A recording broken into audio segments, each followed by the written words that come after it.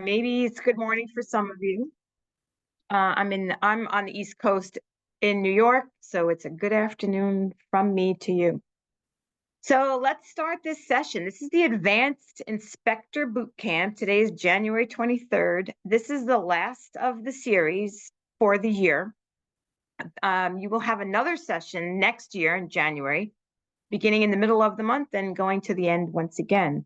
So I do encourage you all to join that as well. I know we have a whole year to work on this. First of all, I would like to introduce myself to you. My name is Angela Montalbano, and I'm currently the president for the Association of Food and Drug Officials, and I'm here to give you a warm welcome to today's Advanced Bootcamp. I would tell you there are about close to 990 people on the call today. So we've maxed out the system. And I think that's super exciting. I know it sounds crazy, but that's amazing to have that many people join this call from across the country. If you take a look at the chat box, we've got California and Georgia and Illinois and Vermont. So it's really cool. All right, so first thing we'll do is we'll start with a little bit of housekeeping and walk through a little bit of Zoom orientation, which I am safely assuming that many of you have been on Zoom calls before, are familiar with the platform, but also probably joined the last couple of sessions for the boot camp. But I will reiterate, if you've heard me the first couple of times, sorry. If not, then I will let you know that this is a really safe environment for you to share your thoughts, your opinions, and your questions. Just please be respectful of others, and you should know to use the chat box, which everyone is obviously using. So I don't really think I need to go over that. But for some of you, the chat icon is at the bottom of the screen. Click on the chat box and feel free to chat away. And there's also a question and answer box, Q&A, right next to the chat box. And that's where you should really use any questions. That's where you should put your questions, in that question and answer box, because as you can see, the chat box goes flying by, and it's a little challenging for the moderator or some of the panelists to capture your questions. So I do encourage you to use the Q&A box. But realize, this is a really great opportunity for you to network and to meet some people that you may have known for years and years, or you might just meet today. So take a cruise through the chat box and see some new folks and maybe chat with them personally and collect some personal information so you can follow up in the future. Also on the screen here talks about any issues that you may have, any technical issues. We have two names on here today. If we could put in Michelle and Autumn's phone numbers in the chat box, that would be really wonderful, so you can call them. And their email addresses are on the screen, but it's kind of easier at times where you can call quickly if you have a quick technical issue. And I'm hoping someone's hearing me. So Autumn or Michelle, please pop your phone number in the chat box. Okay, so also if you have you will have the opportunity to meet some really super people today on the phone. So during the presentation, so I would encourage you to collect their contact information moving forward so you can reach out with any additional questions that you may have. All right, going to the next screen, we do have a polling opportunity. And the first question on the poll is to ask who's in attendance today. So we do like to know who's in attendance. Autumn just put her phone number in. Thank you very much. The question today is who's in attendance? Do we have local, state, federal, tribal, territorial, or other? And then how many years have you been an inspector? 0 to 2, 2 to 5, 5 to 10, and 20 plus. So this gives the speaker an opportunity to know who the audience is. It gives all of you an opportunity to know who the audience is. And it also gives us a great opportunity to ensure that the polling is working properly for today's session. So as the presenters offer polling options, then we know that people are able to use it. So if you take a look here, you will see very similar to the past couple of times. The local 64%, 35% for state, 1% federal, and 1% other, same as last time. And then we have 0 to 2 years and 2 to 5. Do we have? And there we go. I'm sorry, I didn't scroll down myself. So this is obviously you can see the difference in the number of years of experience we have on the line. So it really should be some good chatting and good dialogue and great questions. So I do encourage you all to participate. And then if we go to the next screen, it will show us an agenda. And we have an amazing group of speakers today with a wealth of knowledge. And I do really and strongly encourage you to ask some questions. And so, you know, this is brand new material. So every boot camp for the last session, there is always brand new material. So it was not presented in the previous boot camps.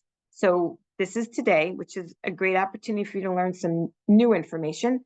And that will be the same for next year. You will have the same opportunity to learn some new material at the last session. And if we scroll to the next, please. And here are the objectives for today's boot camp. You'll learn about freeze drying process and equipment, the advantages of freeze drying, best practices for food safety and quality when freeze drying, and understanding basic regulatory pathways for food ingredients into the US, which will be super interesting. And learning about dietary supplement labeling and claims, and then translating CGMPs, GMPs into hygienic designs. All right, so that was my intro, my welcome, and I hope you have a fabulous advanced bootcamp training today. And I am going to, oh, one more thing I would like to tell you. All of the presentations will be in the bootcamp section on the AFDA website. And then in addition, the presentations will be available to those who have attended today's session. But now I will pass the mic over to Pat Kennelly, and he is the moderator for today's session. Thanks, Angela. Good morning, everybody, or good afternoon, depending on where you are in the country. We did have one update. We had one unfortunate thing happen this morning, and our Food Ingredient 101 presenter is not available. But the good news is that means we have a little bit more time for all of our other really important topics that we're going to be covering today. So we still anticipate utilizing the entire time for the sessions. We'll just have a little bit more opportunity to discuss each of the other three topics in depth. It's my pleasure to introduce our first speaker today. Dr. Mary Grace Denow is a research associate professor in the Department of Food Science and Technology at the University of Nebraska-Lincoln. Her research interests are in the broad area of food and bioprocess engineering, focusing on value-added processing, high-pressure processing, freeze drying, and utilizing near-infrared spectroscopy for process control and quality assurance applications. Since 2017, she's coordinated the HPP and Engineering Service Laboratory of the Food Processing Center at UNL, and she and her team have conducted applied research projects that have helped U.S. and Nebraska food manufacturers comply with USDA FSIS and FDA food safety regulations and bring their products to market. At UNL, Dr. Denow teaches a class in pet food manufacturing to support the new undergraduate minor program in food technology for companion animals, and a unit operations in biological processing to support the undergraduate biosystems engineering program. Without further ado, Dr. Denow. Thank you so much, Patrick. Thanks everyone for inviting me to join your boot camp this year. Super excited to share with you some of the things that my team has been, poking at when it comes to freeze drying, and also looking at some of the potential food safety challenges with that. So without further ado, I guess we'll just kind of get started. I do ask everyone to kind of hold their questions. I think I'll kind of answer those at the end. So like as Pat and Angela had mentioned earlier, just drop them in the Q&A and we'll try to get through those this afternoon. So first things first, I just want to kind of introduce who I am and where I'm coming from. So as Pat mentioned, I'm a faculty member at the University of Nebraska-Lincoln. I'm part of the Food Processing Center of the Food Science and Technology Department. So my role as a faculty member may be a little bit more different than other faculty members out there. I do teach classes, I do research, but most of the time I really am somewhat outward facing, working with food manufacturers. And so I run the Applied Research and Engineering Lab, specifically looking at high pressure processing and engineering services. As you can imagine, with high pressure processing and being in Nebraska, I work with a lot of raw pet food manufacturers, trying to advise them on how to make their products safe. And this is really the lead into freeze drying. So we have a lot of raw diets that are also being freeze dried. So I think in the last 5 years, I've had to kind of just raise the bar, figure out what's going on with freeze drying. And then in the last 2 or 3 years, just the number of people who want to do in-home drying. So using the smaller freeze dryers out there, maybe in a cottage food production, or kind of just like maybe selling things at a farmer's market. I've started to feel those questions as well. But most of what I know is really in the food manufacturing space, kind of like doing things commercially, at least with HPP. And then in freeze drying, I know a little bit more about like what's going on commercially, and then also a little bit more about some of the smaller operations. So this is my team. We're a very small team. We just added one more person, but we do a lot of technical consulting, education and training in the form of workshops, certainly some process optimization and validation studies, some microbial challenge studies, which today I'm really happy to share some results that we did with a microbial challenge study in freeze drying, because there's not a whole lot of data out there in the literature, shelf life studies and engineering analysis. So I only have 29 slides. We're going to try to stay on some of these slides a little bit longer than others, because I really want to go over maybe some of the nuances when it comes to freeze drying, especially in-home freeze dryers. They don't operate quite the same as the commercial units. And so let's just go ahead and dive in. So for those of you who are not as familiar, in terms of freeze drying fundamentals, definition, this is also called lyophilization. And I think a more engineering or food science textbook term would be, it's a stabilizing process in which the substance is first frozen. So that's the very first step. And then there's going to be a sublimation step, followed by a desorption step. So it's like a roundabout way of going through the phase diagram of water, which we'll look at a little bit later. But the goal in the end is to end up with moisture content, but more importantly, water activity values that will no longer support any biological activity or chemical reactions. So then that makes the product shelf stable at the end. The goal really is to preserve some biological activity. So think about, freeze drying is used a lot in vaccine production. So we want to preserve, for example, if there's something there, let's say a live virus that we're trying to preserve, and then it's going to do its thing once it's rehydrated. So we can do something like that in foods as well. Perhaps there's some kind of a biological activity, like a bioactive peptide that you want to preserve. You don't want to cook it because it's a heat sensitive compound in a food material. Then at the end of the day, for some folks, maybe that's not what their goal is. So their objective may be to just be able to freeze dry a food product, be able to store it without refrigeration. So you're extending the shelf life and the stability of that particular product. So here, I've broken down the definition. I'm just going to go through all the little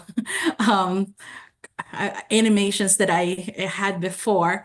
But in general, again, the word stabilizing in the definition means the goal at the end is to have a shelf-stable product. From the textbook definition, we can replace the word substance with food product. So first, we're going to convert all the liquid water in that fresh food product into ice crystals. And then that solvent, which in this particular case is the water, the moisture, is going to be reduced. And we're going to do that by sublimation, which, looking at the phase diagram on the right-hand side, the process of sublimation is really when it's the orange curve at the bottom, or the orange line, where we start off with ice crystals. We lower the pressure, so we pull a vacuum inside the freeze dryer, and then we sublimate all that moisture by warming up the trays onto which our food is on. That means that we're also warming up the food product. So all the ice there, if this wasn't under vacuum conditions, would melt back into water. But since we're under low pressure conditions, we're under vacuum, when we warm up those trays, warm up that ice, what it's going to do is cross this particular curve, which means that the ice crystals will then becomes water vapor or steam. So the process of sublimation, if you recall from your chemistry, is really the conversion of solid ice crystals directly to the gas phase of water, or water vapor or steam, without passing through the water phase. So it's not like we're just thawing the water. So we're doing everything under vacuum conditions. Usually, if you design a sublimation process of a freeze drying process properly, you don't really need to do the desorption step. So the desorption step is when almost all of this water has been sublimated. And again, if it's designed well enough, you should remove about 90% of the water in that particular phase. But since some folks and some of the equipment are designed to continue to pull moisture, so sometimes the moisture may be bound to the actual structure of the food material. But if you want something bone dry, then you will go through a desorption process. And that's the red bottom arrows down here, where we continue to raise the temperature of the trays and of the product. And so then when you release the pressure, you start coming back up, right? So you're going to go from vacuum conditions back to perhaps atmospheric conditions. If you had any water left in the food product, if you didn't do this right, then yes, you will probably still get a little bit of liquid water left in the product. However, if you did everything right, there should be no more water that will be present as a liquid, even though you've raised the pressure back to atmospheric conditions, or you're back at sea level conditions. So that's really what happens during freeze drying. And as I mentioned, I guess I have one more click on that particular slide. What we're looking at the end of the day is having a low water activity value that will no longer support biological activity or chemical reactions. Most of the time in a freeze-dried product, if it's a well-designed process, you'll be at a water activity value below 0.2. Even though probably for product stability and the lowest level of lipid oxidation or things going rancid, let's say in a high fat product, you probably can get away with just getting to a water activity of 0.4 and still have a shelf stable product that will not be susceptible to lipid oxidation. But most freeze drying operations these days, really the way the equipments are set up, that you will end up with a water activity of 0.1 and 0.2. Think about that. Because later on, we're going to bring that up again when we come to like what's happening with some of the in-home freeze-dried products, where people may not necessarily have as much experience with the freeze-drying process. So, but I do want to highlight that most of the time, probably the goal is to have a water activity of 0.4. But then you'll be here usually below 0.2, maybe even as low as 0.1. So this particular slide shows the different kinds of freeze drying equipment that are available out there. On the left-hand side is something that's very, very popular. It's a company called Harvest Right.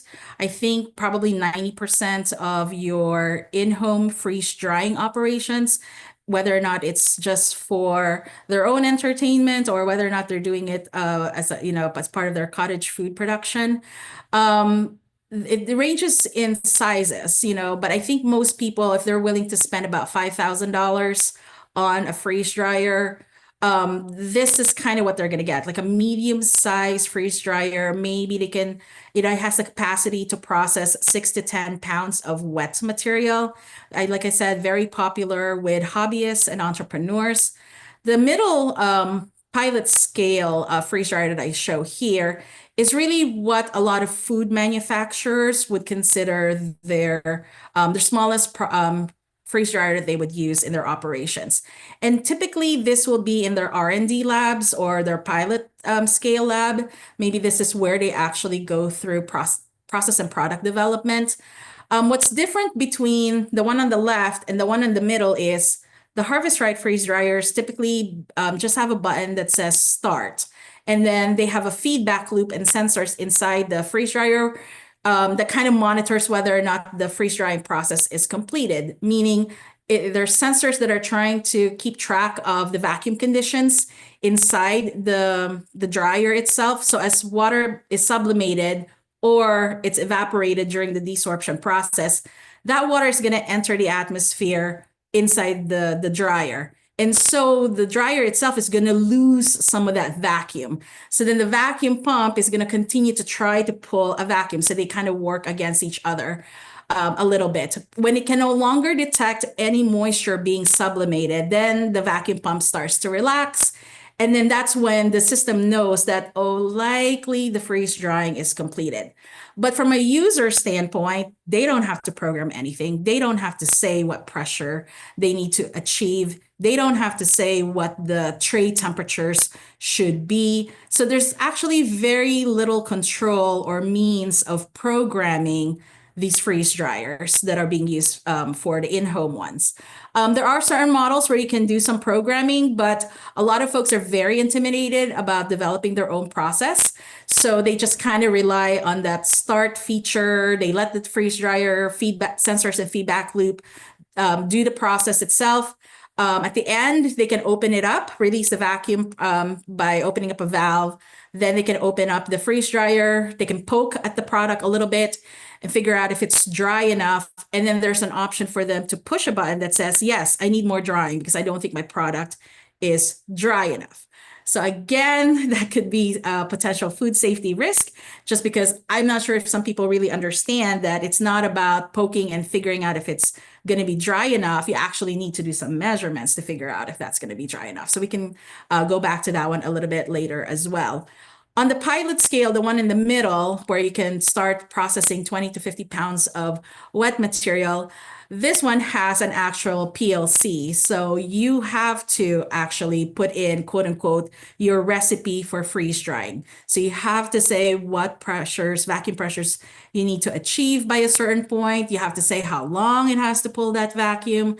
You have to say what is the temperature profile of your trays. So depending on how they program that temperature profile, meaning how fast the trays warm up, and then how long they hold certain temperatures on those trays to encourage the sublimation, and then whether or not they go through a desorption process afterwards.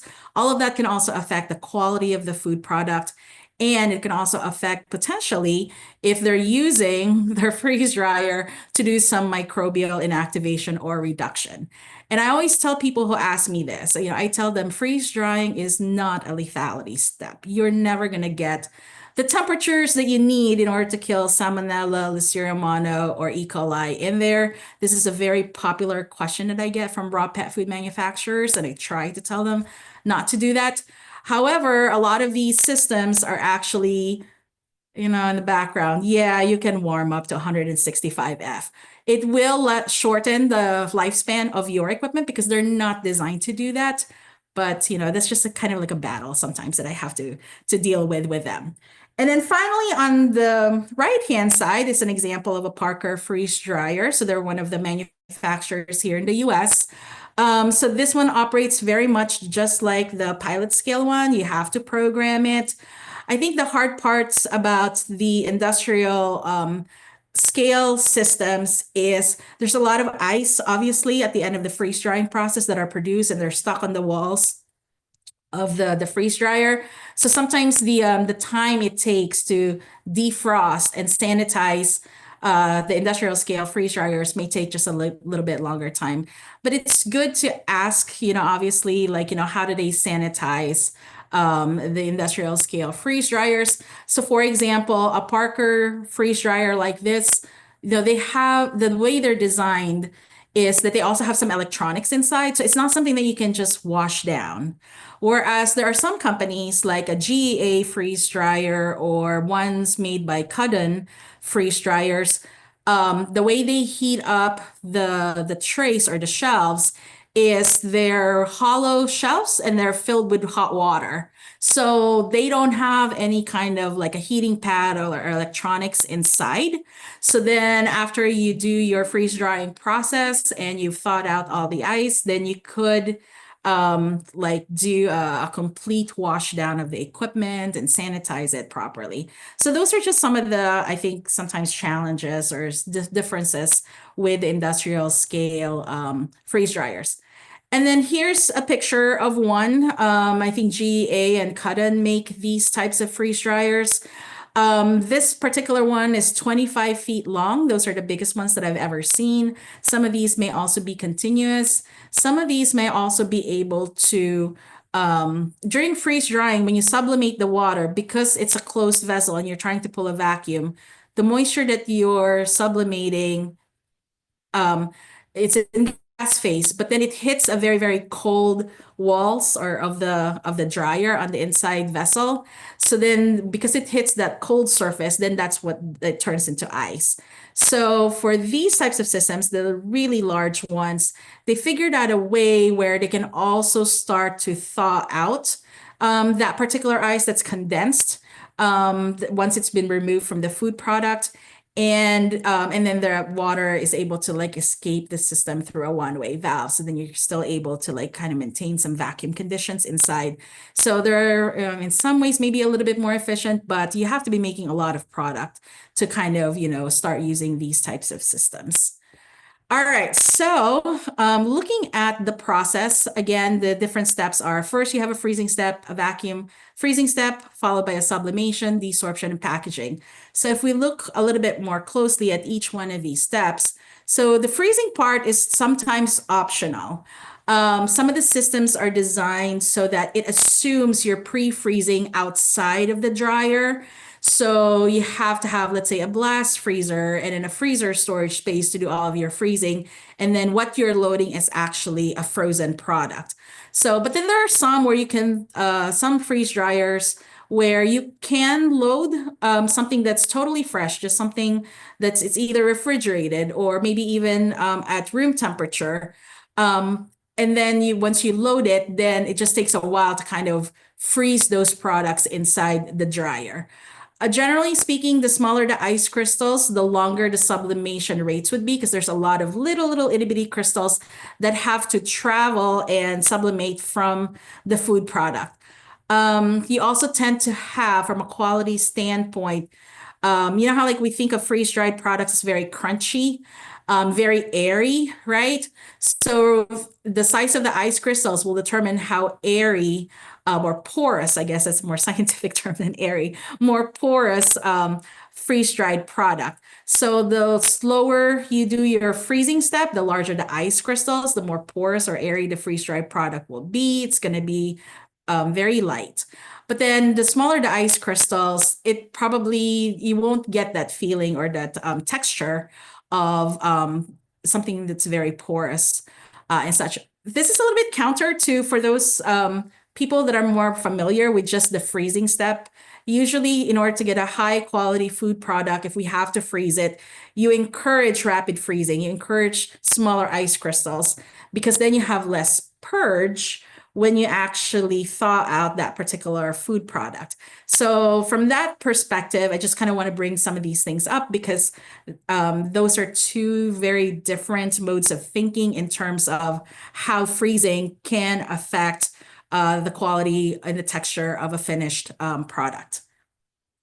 Okay, then so the step before when we were talking, it's this blue line, so you have a fresh product, maybe at room temperature, you freeze it first. So you're encouraging all of that liquid water to turn into ice. So vacuum freezing is this gray downward arrow. So it's possible in some systems where you continue to lower the temperature at the same time that you're lowering the pressure inside the vessel.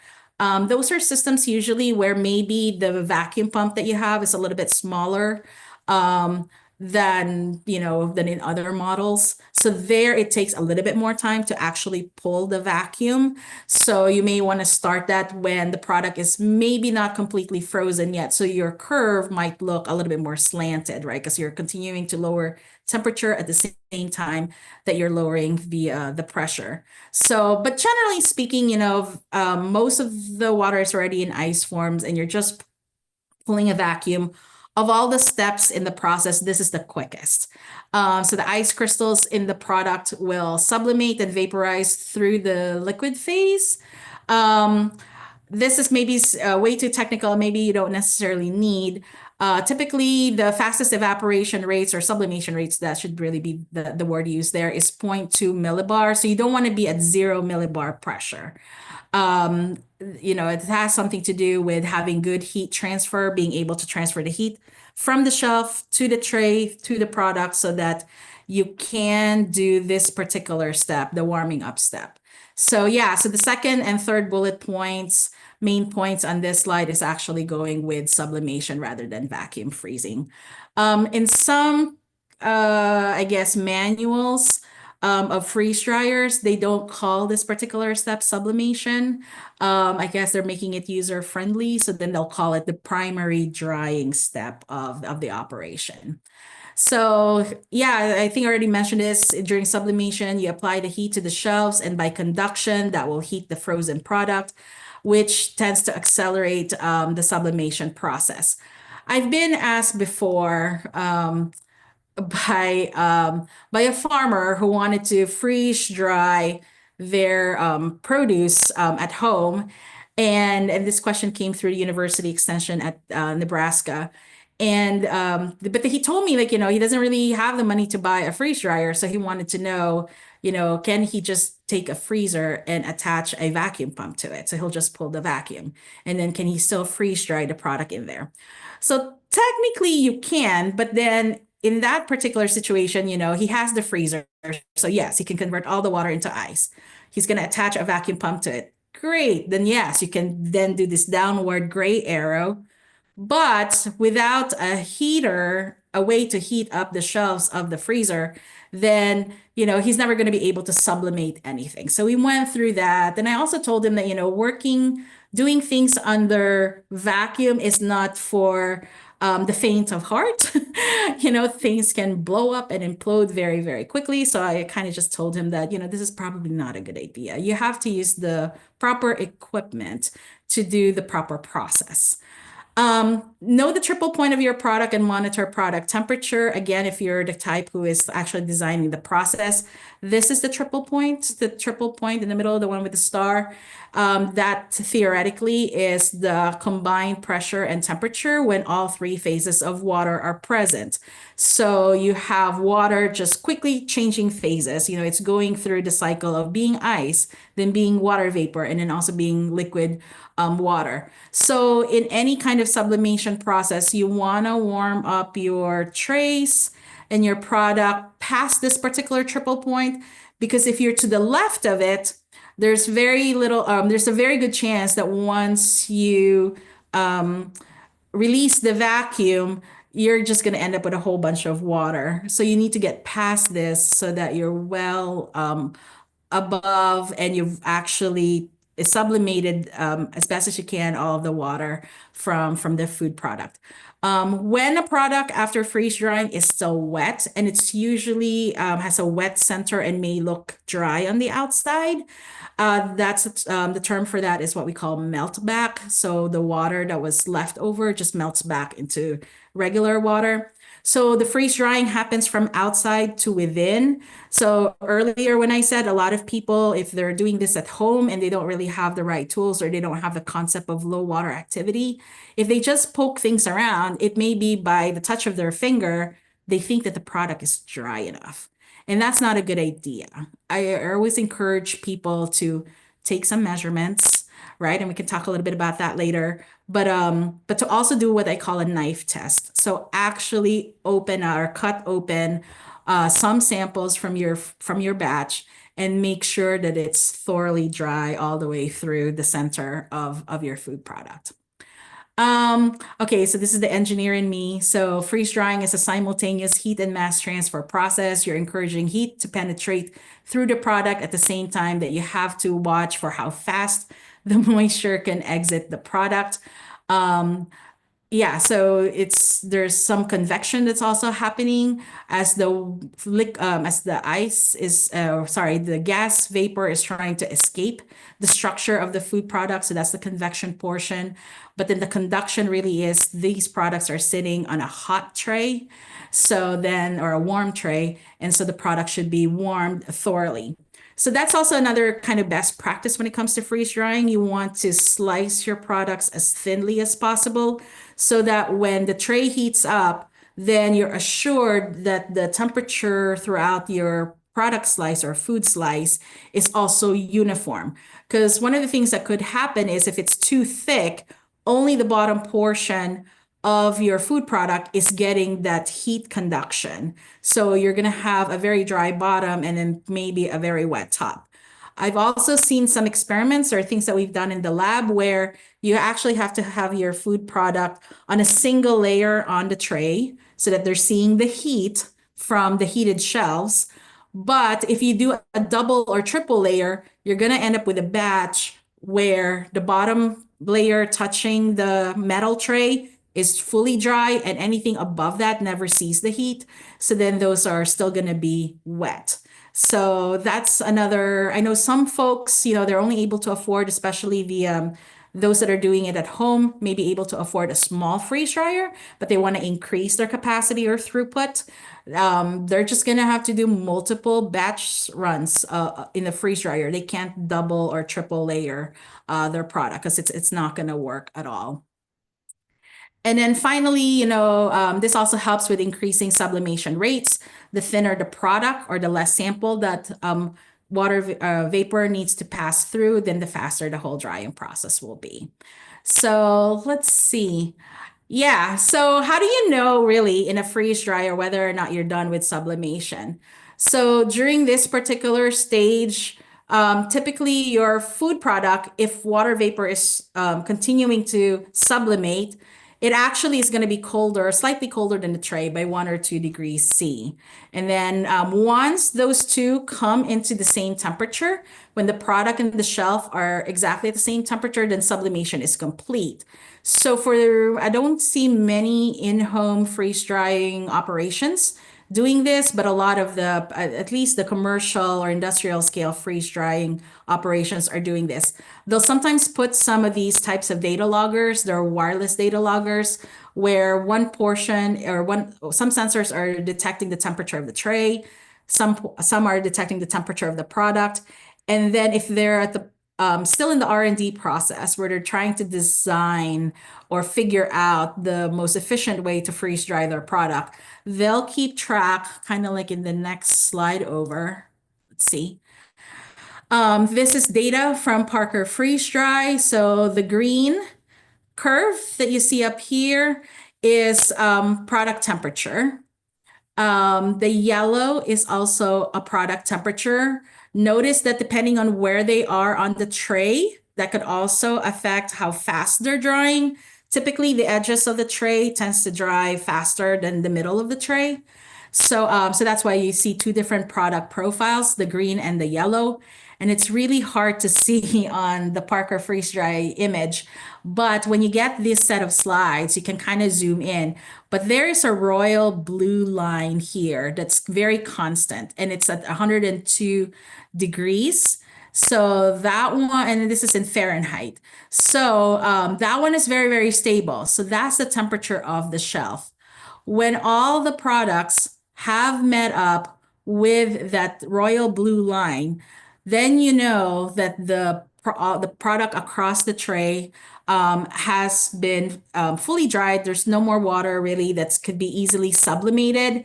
So over here on where I've designated as a secondary drying, this is the desorption step. You'll see a royal blue curve that goes this way. This is where they started to raise the temperature so that any additional bound water to the product will be this time evaporated, not sublimated. And but yeah, so some folks try to do this. This one actually they've set it up to 162.6 Fahrenheit. They hold it for a couple of minutes. This is one where I've tried my best to tell raw pet food manufacturers that you're not going to kill salmonella, okay? The reason is the product is sufficiently dry already that it can't really conduct a whole lot of heat through the product anymore. So any kill step for, let's say, salmonella or other pathogens that you want to do, you really want to do it before you freeze dry the product. Don't expect your freeze dryer in this very, very last step by just cranking up the temperature to kill the salmonella. So I have some data later to kind of show you about that. And yeah, so this is the desorption stuff. So typically, if they're not trying to kill salmonella, those shelf temperatures are only raised up to 50 to 60 degrees C. So for salmonella, we need 74.1 degrees C. So typically too, just to be easier on the vacuum pump, we try to raise or release some of the vacuum that tends to extend the shelf life or the lifespan, sorry, of your equipment. And here, the drying rate is very, very slow compared to the sublimation. I mean, you really are trying to remove any kind of bound moisture in the product. So I always tell people, when you get to the desorption stage, it's really up to you, but it's now a balance of product stability versus, what's practical. You can spend several hours just trying to reduce the moisture content by just 1 or 2%. And then if you look at the water activity, there's hardly any more movement or changes to the water activity at that point, or it's low enough that the product is stable. Let's see, packaging. So at the end of the drying process, the vacuum inside the dryer may be replaced by a filtered dry air or nitrogen to reestablish atmospheric pressure. Most of the that happens more in the industrial equipment, in the in-home freeze dryers. Typically, at the end of the drying, it's up to the user to kind of like open up a valve, and then that releases the vacuum. We don't necessarily have a system for the in-home freeze dryers where you have an air line or a nitrogen line that will come in to replace and fill up the what do you call this, the vessel or the chamber and such. The dried material is going to be extremely hygroscopic, meaning it's going to it's going to want to absorb moisture from the environment.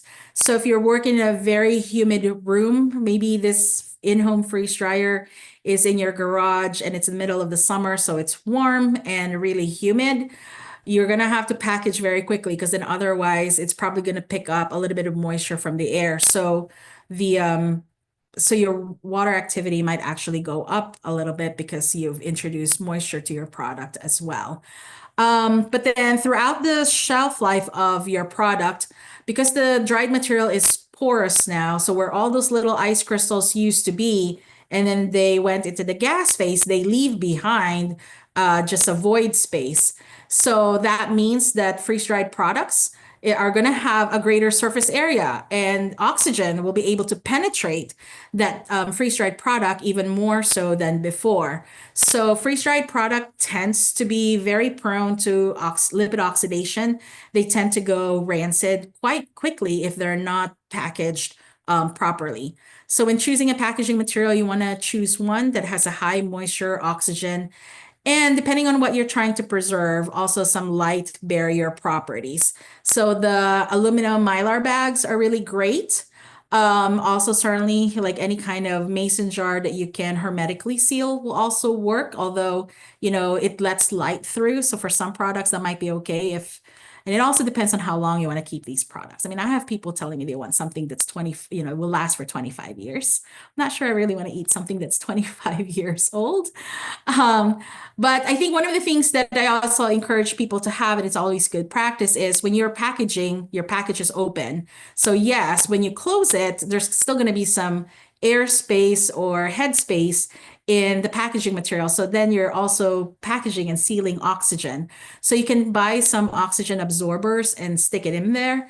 And so then that then will try to just absorb all the oxygen that may have been trapped inside your package. And again, this is probably very important if you have something that has fat in it, so you don't want it to get rancid over time. I have been asked before whether or not you need to put some desiccant packs. I always say that if you did your drying properly, there is no need to put a desiccant pack in there. So that's something to kind of consider as well. But in general, I don't necessarily recommend it if you did your drying properly. All right, so some of the scenarios for food safety. I think one of the biggest risks are those that are hobbyists or food entrepreneurs using a freeze dryer for home use or cottage food production for the first time, and maybe they don't have a whole lot of experience. So in this particular scenario, you have a higher likelihood for the hobbyist or maybe the entrepreneur to lack some experience using the freeze dryer or understanding the freeze drying process. Maybe they don't have good GMPs, but I know a lot of states are requiring cottage food producers to have some kind of food safety training. So hopefully they practice those. Because this is the part where, if you have a bad product or a dirty product at the beginning, guess what? You're just preserving all of those dirty bits too.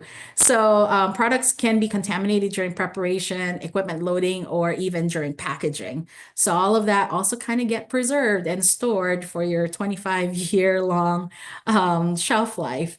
Certainly lack of experience again of what to look for. Monitoring tools, like maybe they don't really understand that in those harvest right freeze dryers, you don't have any control. So the best thing you can do is actually to monitor temperature yourself. So if you can buy some, what do you call this? Wireless temperature data loggers. I think that's great. Understanding initial and final water activity, working with maybe the university extension system, send them some samples before and after. So you kind of understand what should be your final water activity at the end.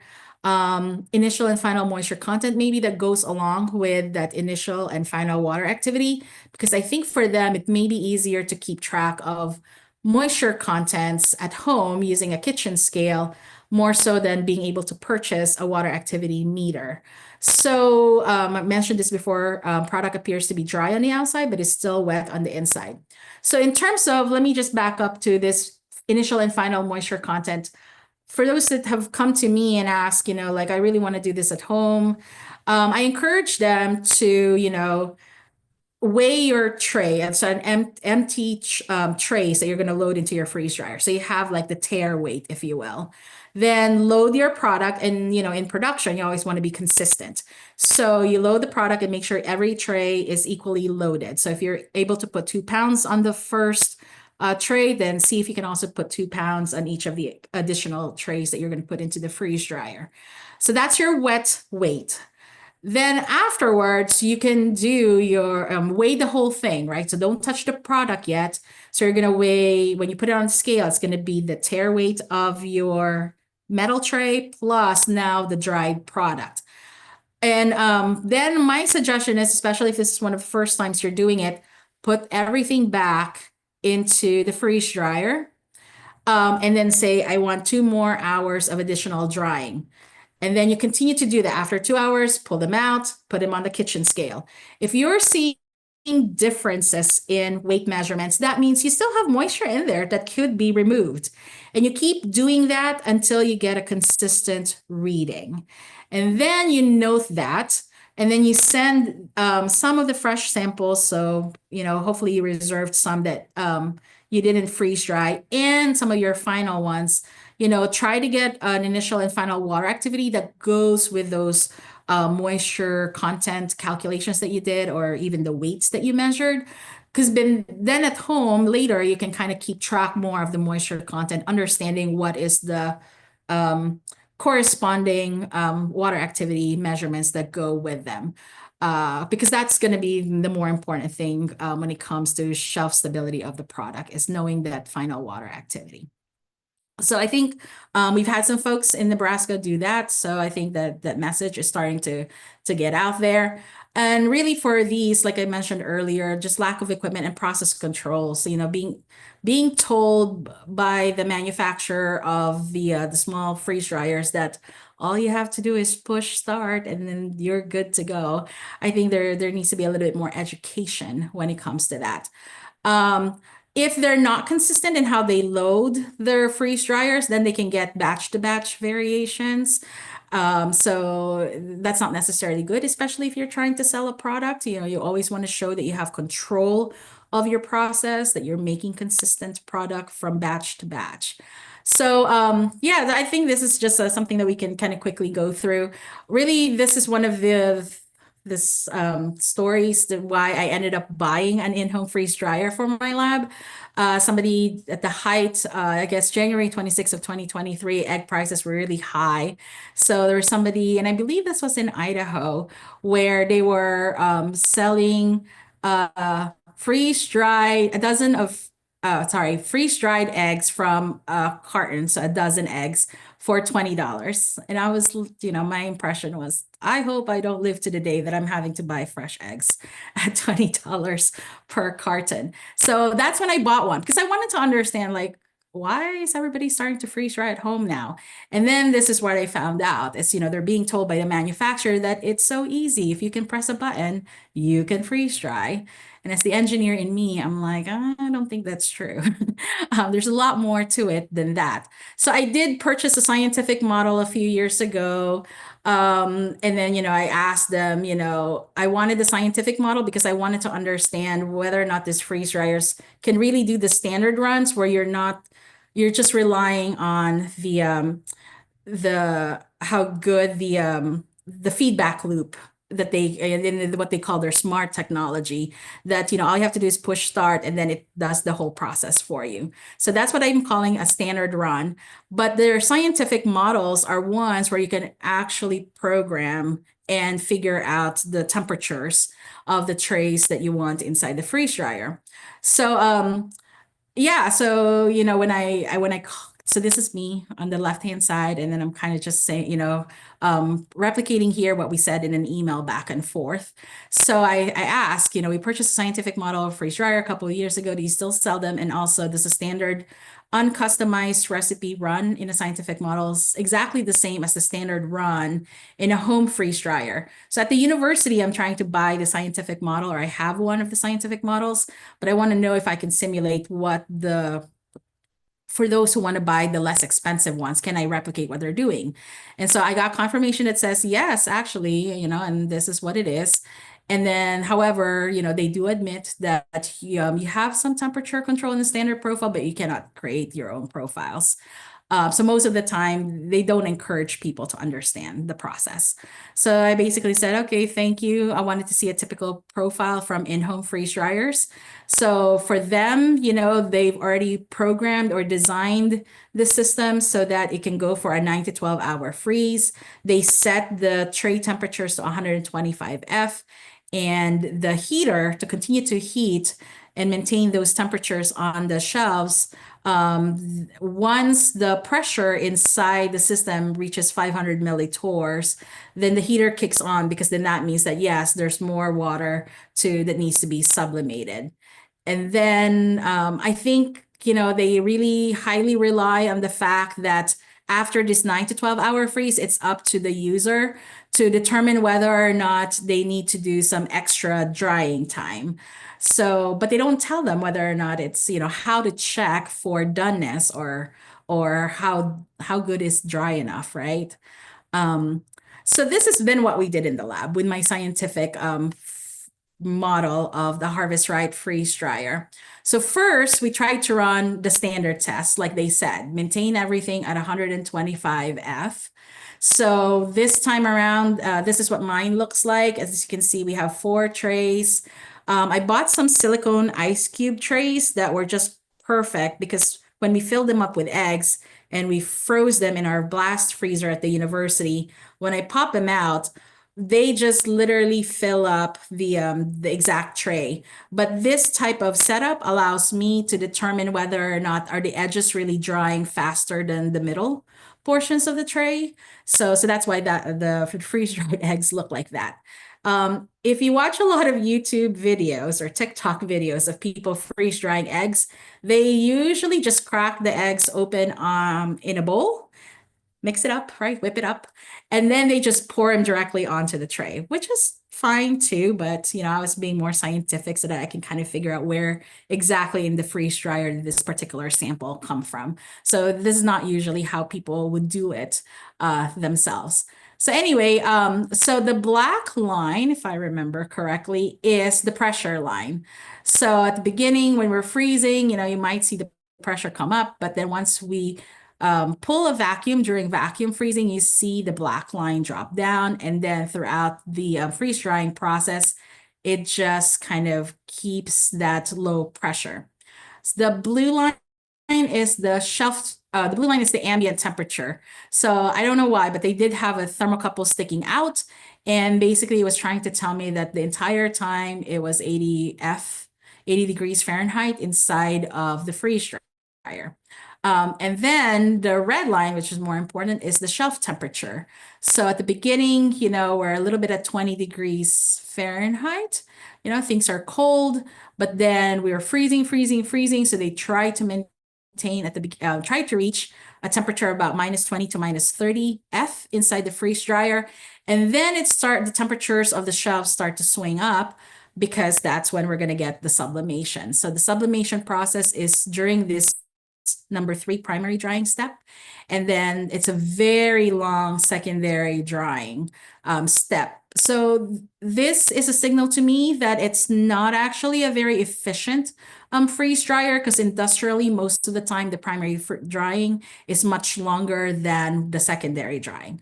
But I understand what Harvest Right is doing. They're trying to make sure that everything is really dry because they're not relying on the user to do any kind of programming of the freeze dryer.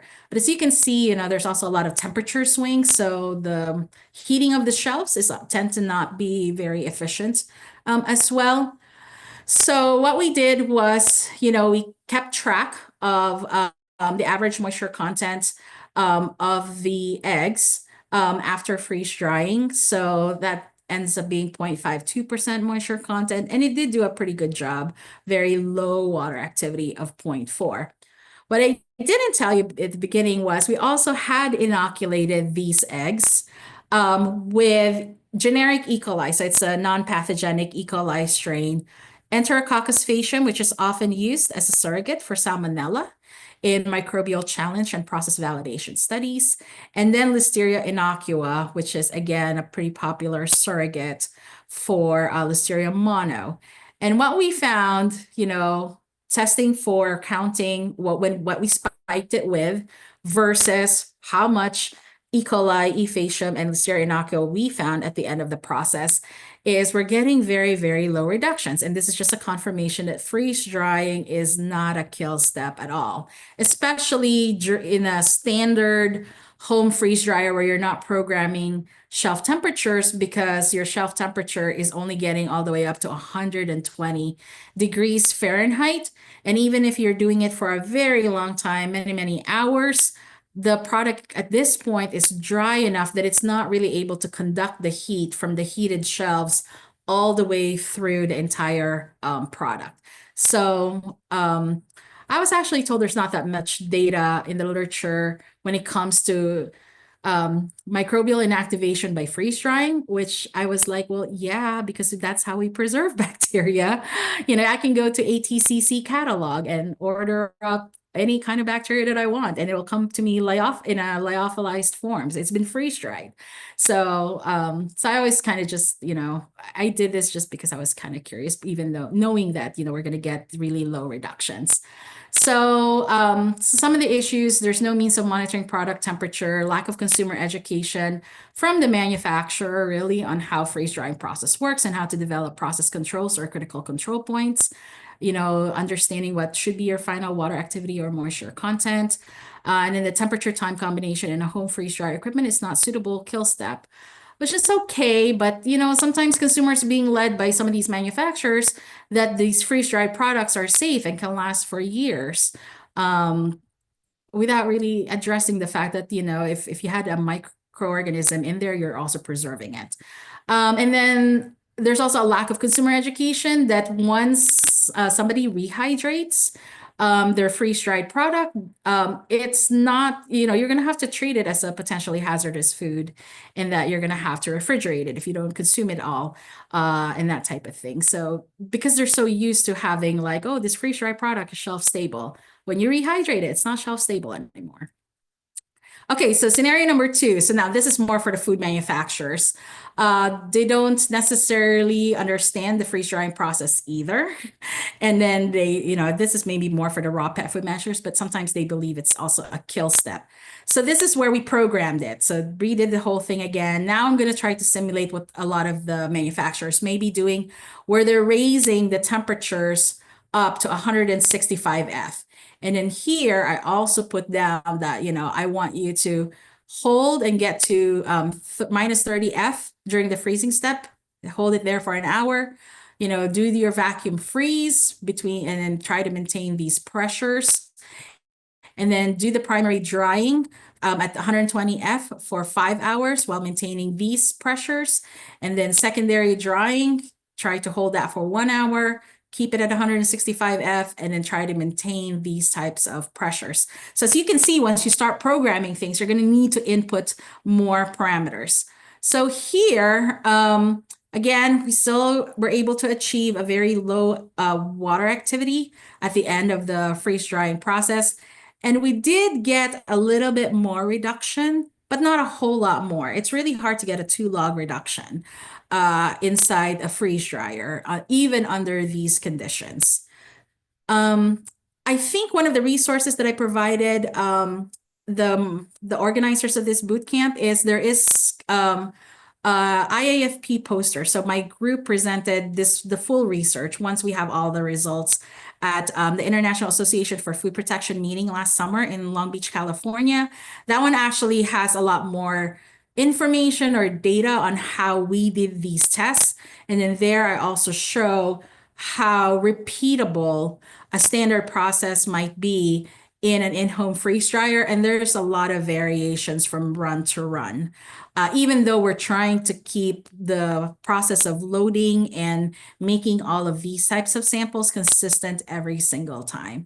So, and I don't know, again, we just did it on our equipment and maybe we just had a bad equipment, but I wonder if that's the same experience that people have where they try to do multiple runs, but then, sometimes it only takes 9 hours, sometimes it might take 12 hours, sometimes it takes 15 hours in a standard run where you're not programming anything. But we also found out that even if you program, it's only when you program these things that they tend to behave more consistently. So to rely on that smart technology by the manufacturer doesn't really lead to, it leads to a lot of batch to batch variations, I feel like. Now, on the industrial side of things, commercial freeze drying, I also have this issue. So it's not just the companies making the small freeze dryers. So Cut and Freeze Dry is one of the larger freeze dryer manufacturers, and they did their own microbial challenge study. So they tried to validate a freeze drying process with Listeria mono and Salmonella in ground beef patties. They were doing this because they're trying to sell more equipment to pet food companies. And so their hypothesis was that if I look at USDA Appendix A as a guide, I'll program the right temperature and time combination that can result in a 7-log reduction in LM and Salmonella. So this is what in their marketing materials, they'll tell people like, yeah, I use a vacuum pressure below 2.66 millibar. And then the internal product temperature was held at or above 156.2 F. And they were collecting data from the centers of the inoculated patties, and they were claiming that they can get a 3.81 log reduction in Listeria mono and 5.41 log reduction in Salmonella. So then I told them I need to see the study. I mean, if it's true, because I don't know your protocols. I don't know how you prepare the samples. I'm not sure how you're calculating these, but these are so much higher log reductions that I've ever seen in literature and based on our own studies, but they won't share me their protocols. And so, yeah, so we were kind of going back and forth and, saying, I told them I don't think it's responsible to provide this information to manufacturers and claiming these when I'm not sure if it's really possible to do those. And then finally, I think there needs to be a little bit more discussion of what corrective actions can be used when a freeze drying process fails. Sometimes people don't know, like, well, what do I do now? Can I just refreeze the product and rerun the whole freeze drying process again? I think it's going to be product dependent. For some products, that's okay, but maybe for some products, it's not. How well does a failed freeze drying process affect product quality? So that may be one of the reasons why you can't refreeze and rerun the whole process again. It just you're going to have a bad product quality wise. And then can a failed freeze drying product be reworked? For in-home freeze drying, how do we capture processing data from the equipment? So I was able to download the processing data. Everybody should be able to download because they do provide like a little port for a USB. But when you download the CSV file, you kind of have to have an idea of what typical numbers are for temperature, typical numbers are for pressure, because it's not well explained. So again, that could also be improved, I think, better by the manufacturer. And again, kind of just educate home freeze drying users a little bit more. And then packaging failures, if drying has not been completed, the packaging itself will trap that residual moisture, enabling microbial activity during long-term storage, especially if they're not refrigerating or freezing a freeze-dried product, which why would they? Because the purpose is to have a shelf-stable product.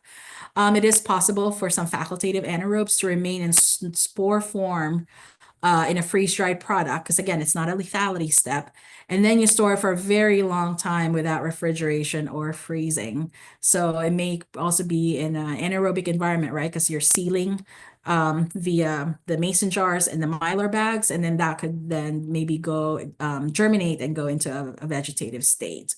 So what's next? So I've been encouraged by a lot of folks to kind of come up with some extension guidelines and resources. So I tried to do this last summer, right? Like to kind of, okay, well, we have this freeze dryer at the university. Let me just run a couple of standard runs and demonstrate to people that, let's say I had a tray that was filled with cilantro, strawberries, and raspberries, and they're all weighing 1051.0 grams. And then afterwards, this should be a typical weight that you get, or that you might get. But then starting to calculate or provide them with some guidelines of what we've been able to find in our own experiments. So for example, our strawberries, TCS foods, yes or no? And then how did we freeze dry them? Did we use a standard or normal run? Some freeze dryers have a fast mode. Some of them have a candy mode. Some of them have a programmed mode. So the one that I have can only be run as a standard or a program mode. And then yields, what would be the typical yields? Because some folks are really surprised how much the yields would be low-wise. And I'm just like, it's low if it's all based on moisture or weight, because we're drying, we're removing the water. And then typical final moisture content and water activity they should expect and how long it should take.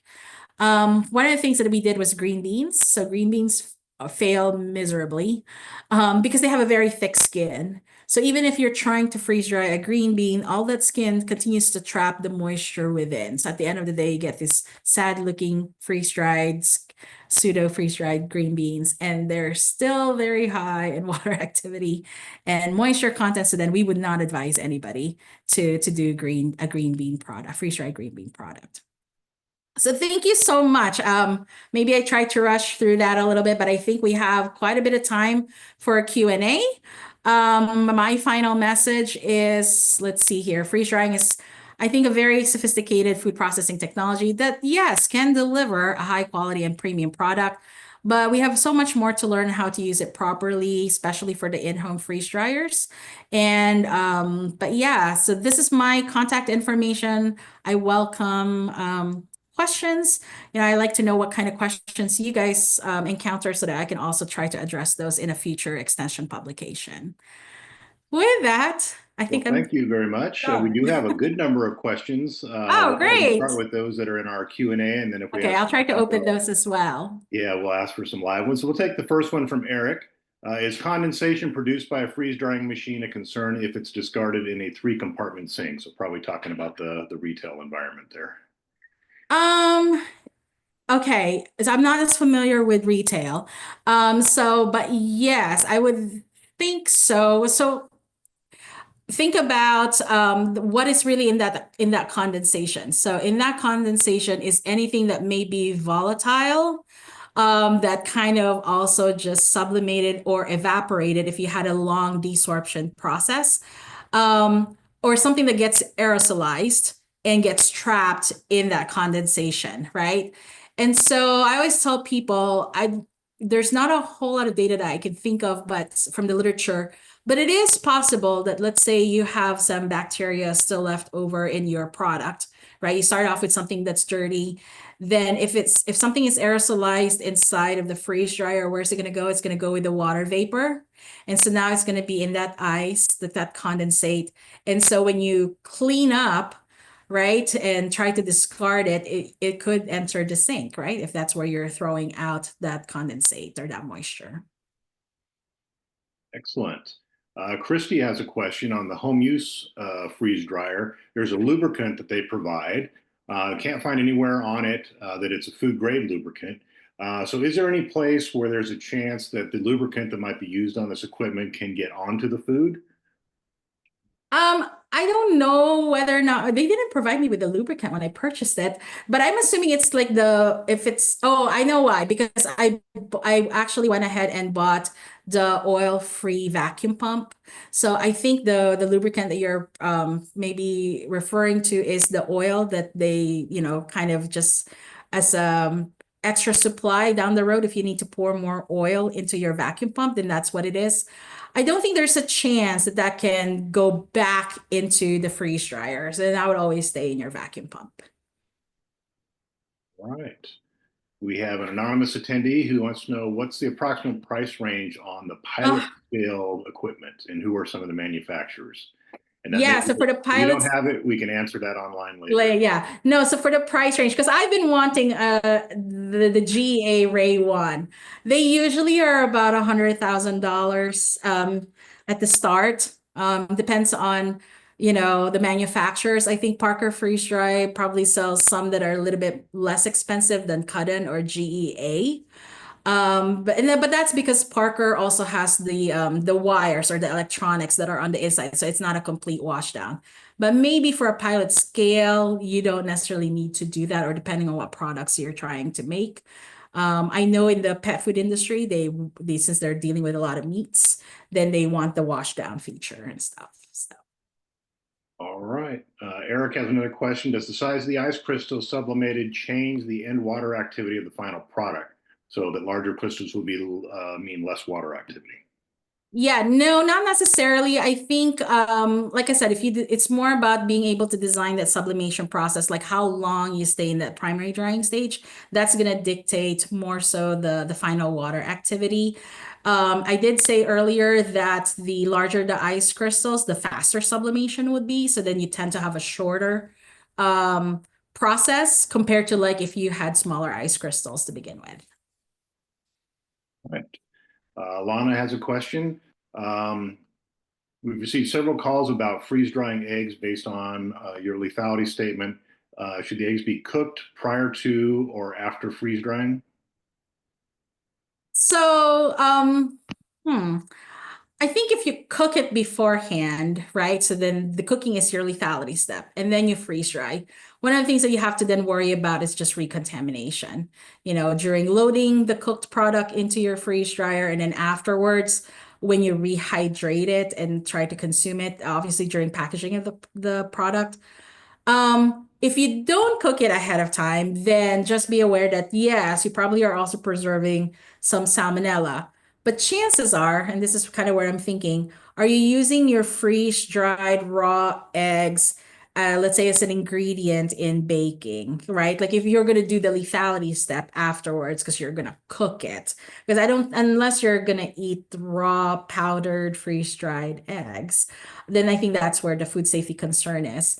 So I guess it kind of goes both ways. It depends on what the final use is of the freeze-dried raw eggs.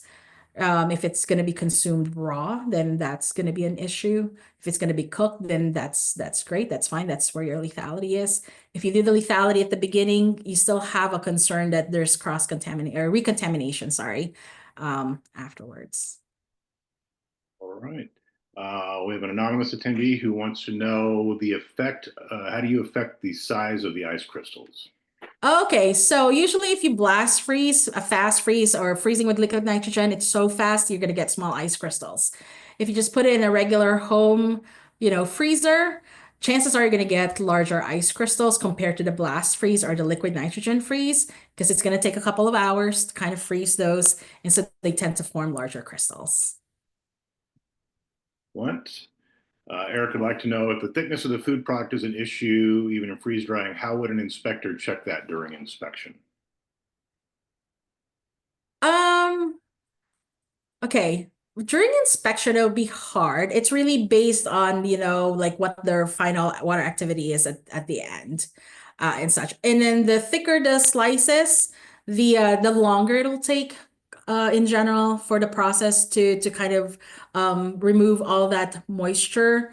The other thing that I would also say is I was told, I met somebody recently that has a extra large 7-tray system. Sometimes these vessels, like like for example, Harvest Right, they sell the freeze dryer. They don't really change the size of the vessel, so then the trays are very, very close to each other if he has one that can handle 7 trays. So the thickness or how tall the little trays are And then like the clearance between each shelf is very small. So they will tend to have very thin samples compared to somebody like me. I have a medium sized one, and then I bought a medium that only has 4 shelves rather than 5 shelves. So then I'm actually able to process things that are thicker than others. So, but I think at the end of the day, it really boils down to what was their final water activity achieved. And just a comment for all of our participants, I see a few folks are dropping questions in chat. You need to please use the Q&A function so that we can record those. We're not going to be able to get to all the questions, but we will provide written answers after the call for any that don't get answered. So to do that, make sure that you are putting them into the Q&A, not the chat. Thank you. We have an anonymous attendee asking, are there charts or guides for products if there is an estimated water activity prior to going in the machine? Like people who are doing candy like Skittles and others that have low water activity from the beginning?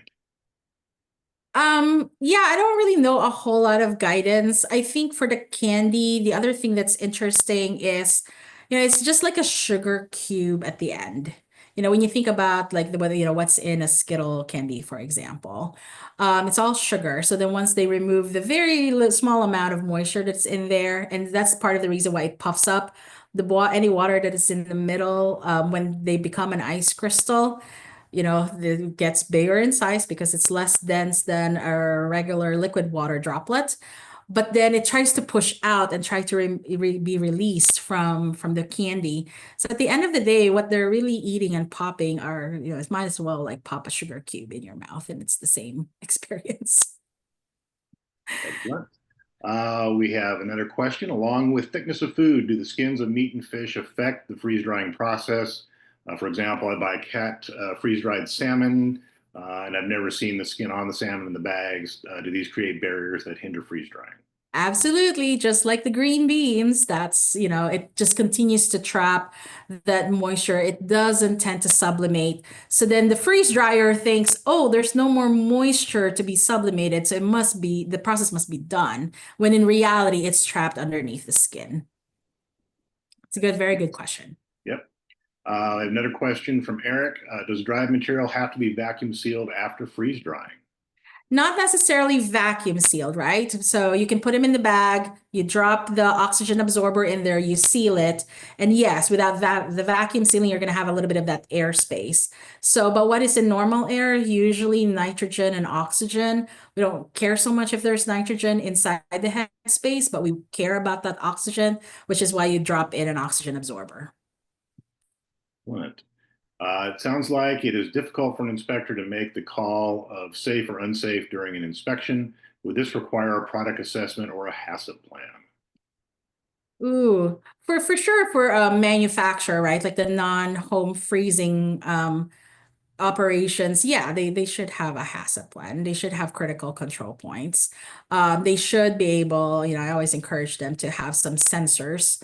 And actually, I should back up.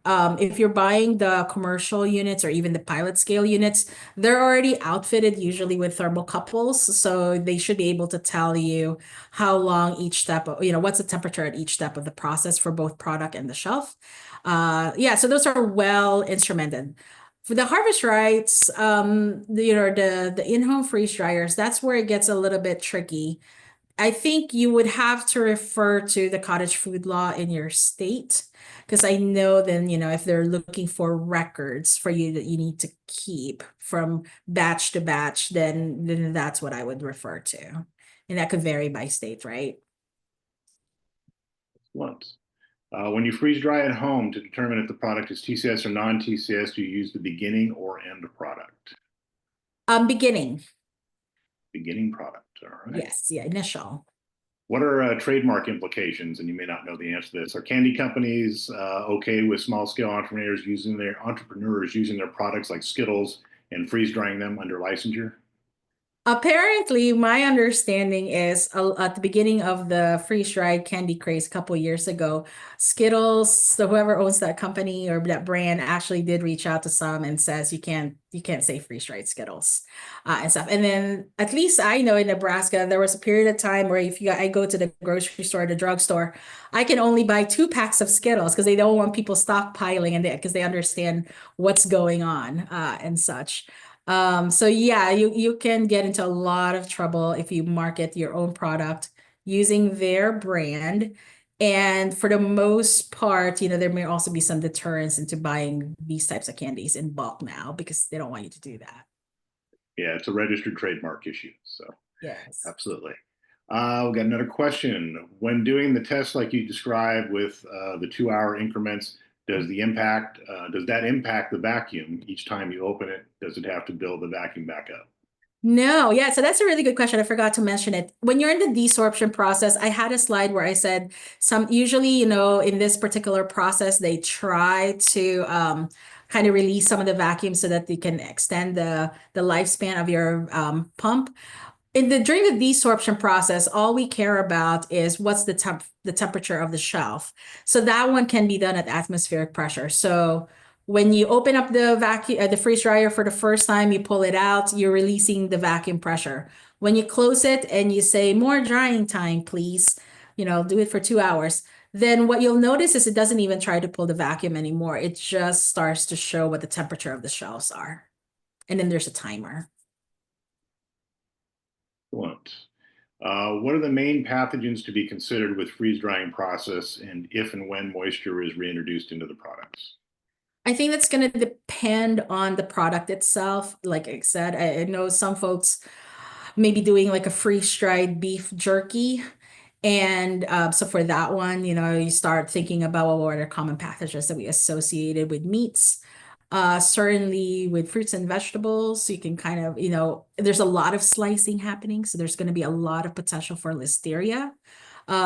Not just mono, but other species of listeria because it's so ubiquitous in the environment.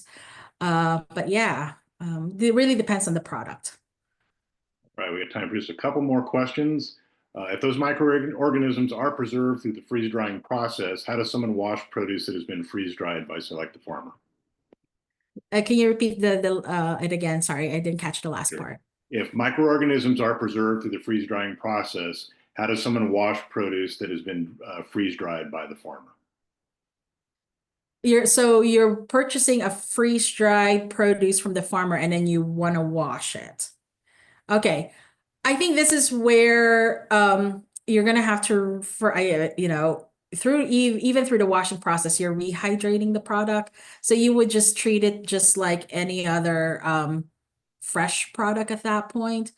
Although I must admit, a lot of people who are freeze drying fruits and vegetables, they tend to consume it on the dried form because it's kind of like an easy snack, easy to carry, and it's not a whole lot of weight to it. I don't see a whole lot of applications really where you're freeze drying something, vegetable, produce, and then it's rehydrated, unless it becomes an ingredient in a dry soup, right?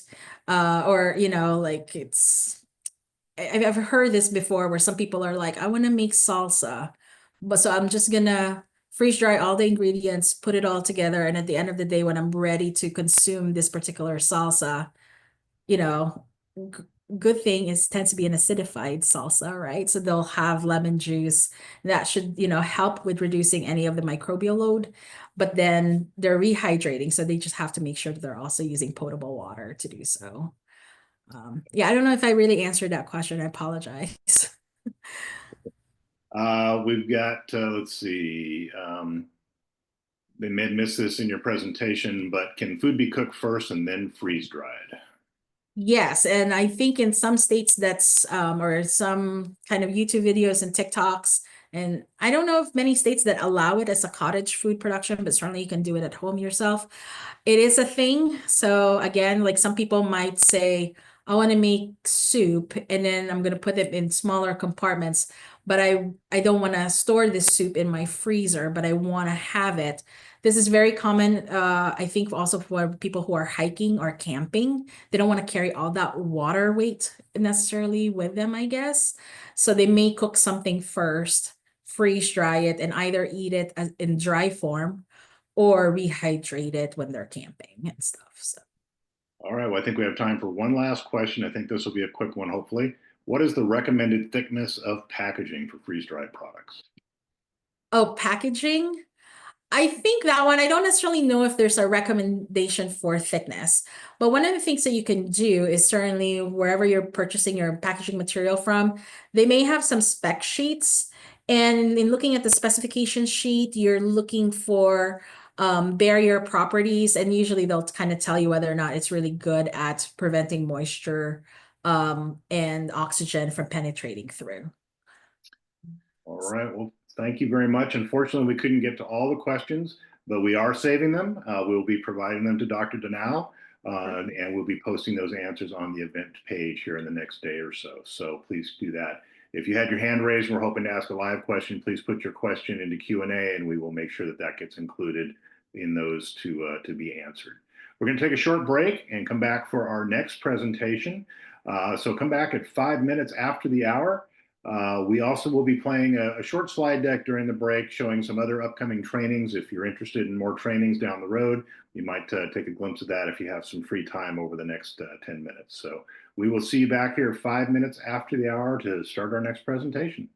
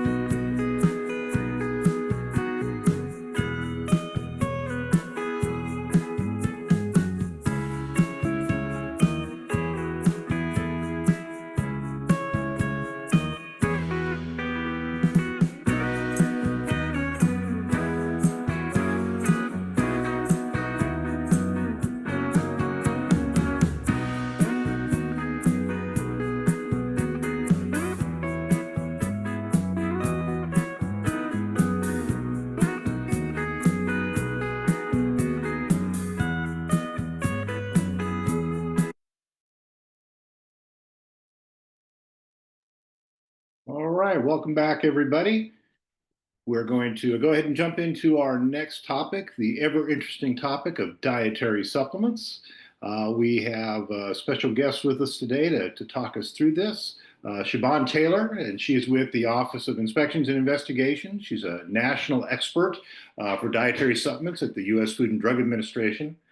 She joined FDA as an investigator back in 2015 in the San Francisco district before moving to the Denver district in 2019 and becoming a food specialist focusing primarily on dietary supplements. In 2022, she became the current national expert for dietary supplements within the Office of Regulatory Affairs and serves as training, guidance, inspection, and policy expert for field staff in the Human and Animal Foods program.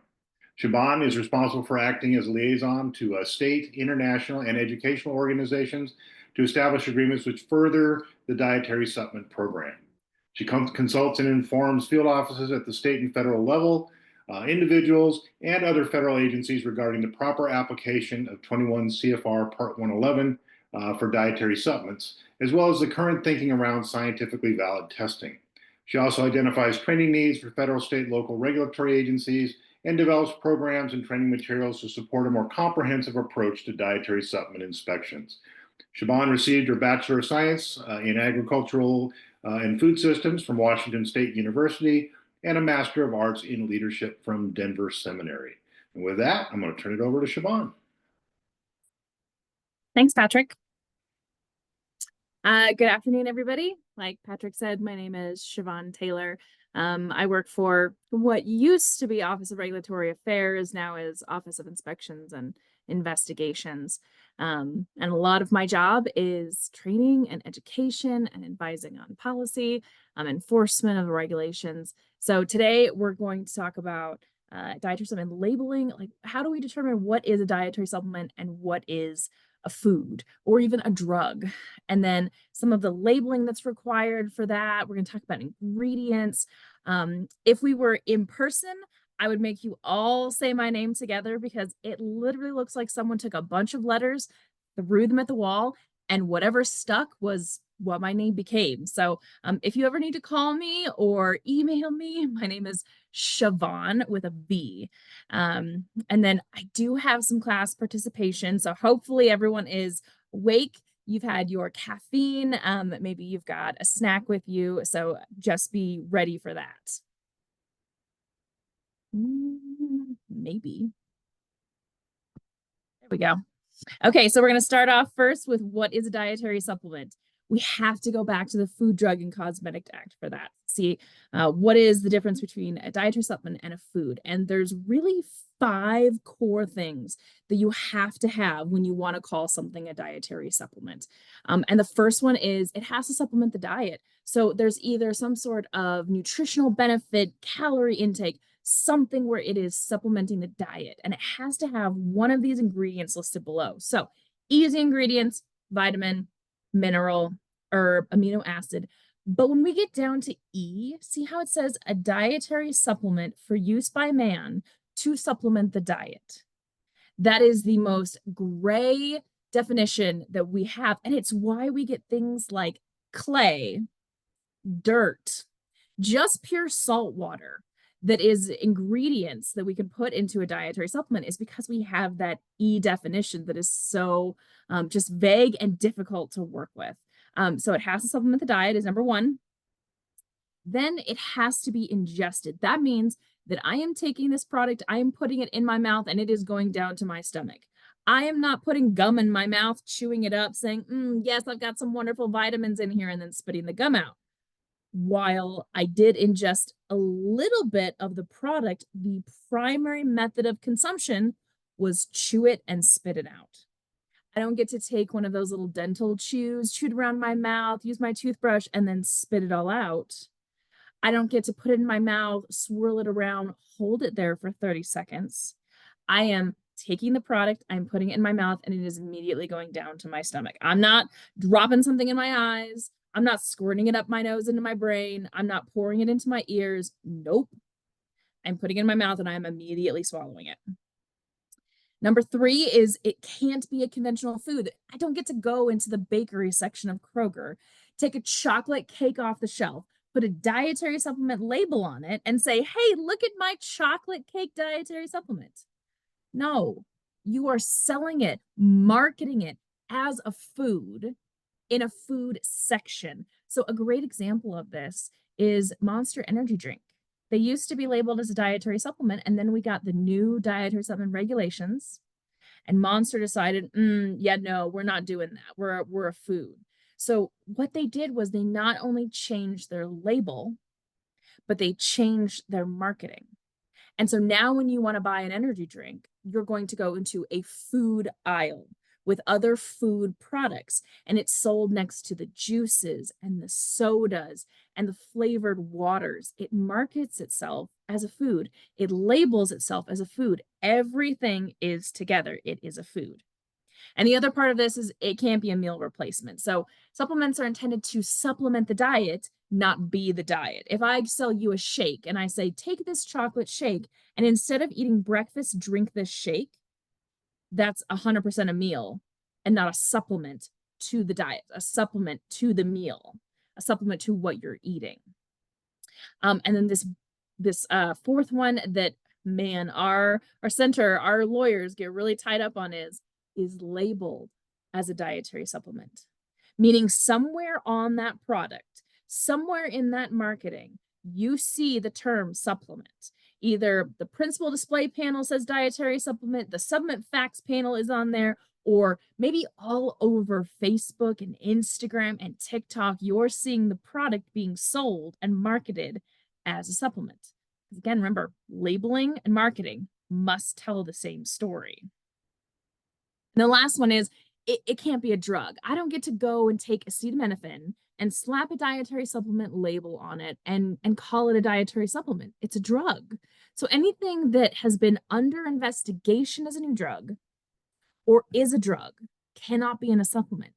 And there are a couple exceptions with that. Some of the ones we see are senna. Senna leaf is used in drugs. It will help your bowels start to move. And they use it in a drug because it's actually useful for that purpose.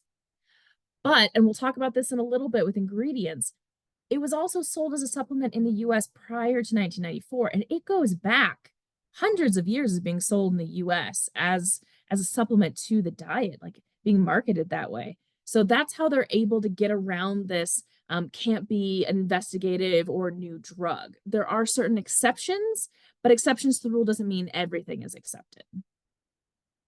So you've got your 5 definitions. And if you're going to call something a supplement, all 5 must be true. You must have all 5. You don't get to be kind of waffly on one of these. All 5 must be true. So take it by mouth, contains one of those dietary ingredients, not represented as a conventional food or a meal replacement, no drugs, and it's got to be labeled as a supplement. 5 definitions. Okay, so if you were in one of my classes or if we were in person, I would say, hey, we're going to have class participation right now, and I'm going to call on people and we're going to raise hands, but instead we're online, so we're going to do some polling.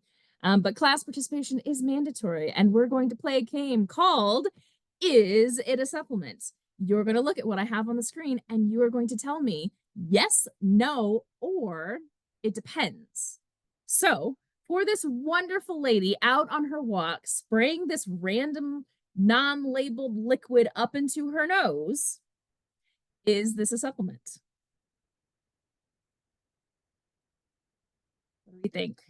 With her lovely, unlabeled blue bottle on this sunny day, spraying something up real close to her brain. And then Amy, what do we got? Great. Okay. Majority are saying no, and that's correct. No. If it is spraying up the brain or spraying up into your nose, the primary method of consumption is not ingestion. Yes, you're going to get a little bit of that drip coming back and the back of your throat that we all hate, because then you taste whatever you just sprayed up there. However, the primary method of you taking the product is to spray it up into your sinus cavities and for it to stay there. And that is not external use. It's not a cosmetic, and it's not internal use. It's not a food or a supplement. This product would be a drug.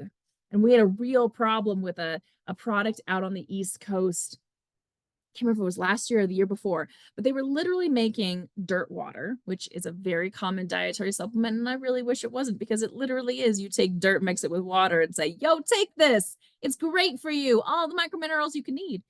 The company said, hey, it's so good for people to eat. Why don't we have them spray it up into their sinus cavities? Oh, good God Almighty. That product had like 5 strains of Pseudomonas and Bacillus cereus and all kinds of other stuff that is now eating away, you know, inside people's sinuses. So, sprayed up your nose, not a supplement. You're a drug automatically. How about our lovely, chewy, gooey gummy bears? Is it a supplement? I'm sure these gummy bears or something of this variety of gummies is sitting in almost all of your cabinets. Your children eat them, you eat them. It's a great way of ingesting your vitamins and minerals. Maybe you had to take prenatals, which sucked because they were giant horse pills, and so you took the gummies instead. Oh, do I have horror stories about gummy manufacturing? Amy, what do we think? Yes, no, or depends? Yeah, okay, great. Most of you hit on the it depends, and it really does, because it's ingested. It might have a dietary ingredient, but we really have to know what's in it and what's the label look like. So on the left, you have a dietary supplement, and on the right, you probably all recognize this lovely little gold package. Well, the gold package has something that could be determined supplementing the diet because it has sugar. But on the left, we see even more clearer dietary ingredients, the vitamin B6, the calcium, black pepper, coenzyme Q10. A lot of this comes down to, what does the label say? Now, large company on the right definitely could slap a dietary supplement label on that and call it good. I doubt they would, because the amount of regulations they'd have to follow would be astronomical, and it would be too difficult for them to make any money. But it really comes down to the label here. And the product on the left, with its really poorly designed supplement facts panel that I have so many notes on, would be a supplement because they chose to be a supplement, because they labeled it as such, and because we could clearly identify those dietary ingredients. And in the description for use, it says, eat it. Not warm it up and spread it on your skin, but eat it. How about this lovely lady with, based on the color, it kind of looks like a vitamin C serum that she's applying to her face. Is it a supplement? With, now that I'm looking at it, a very piercing green eye. That is incredibly intense. What do we think? Just based on the information that you have in the photo. Amy, what's the poll say?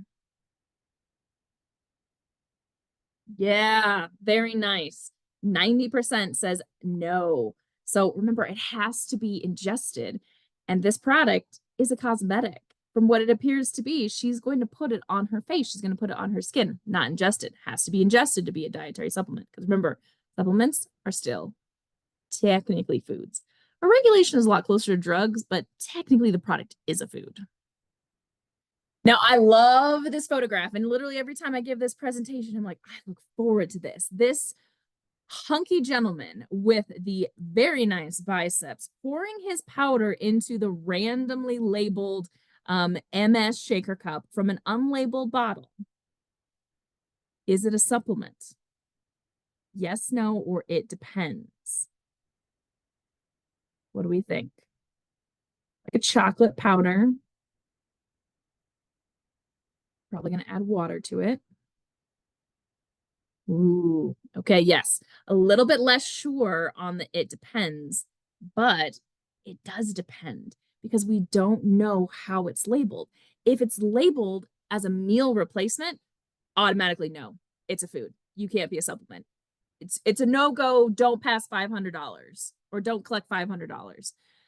But if it's a supplement, we have to look at the label. Now, if you look at the left one and the right one, they both have whey protein. They both are claiming protein. They are, protein is allowed, whey protein is allowed as a GRAS ingredient, whey protein is allowed as a dietary ingredient.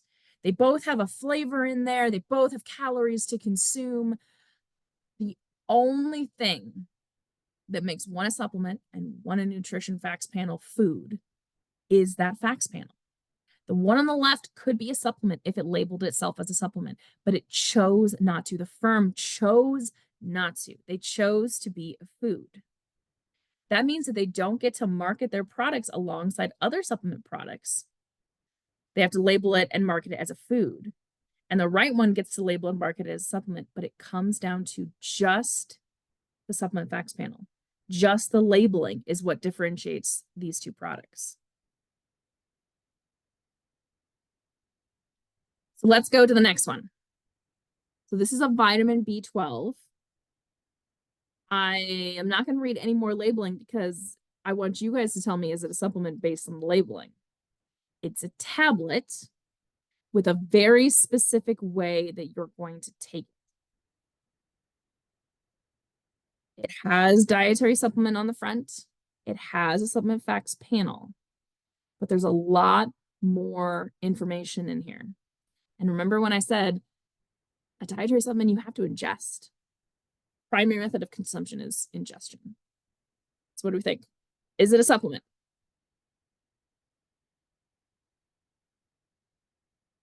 Vitamin B12 tablets. What do we think? Got 82% saying yes, and I got a very small minority, 15% saying no. So it's not a supplement. It is a misbranded drug. So two things that we look at. Number one, on the front, it says sublingual methylcobalamin. Sublingual is a drug term.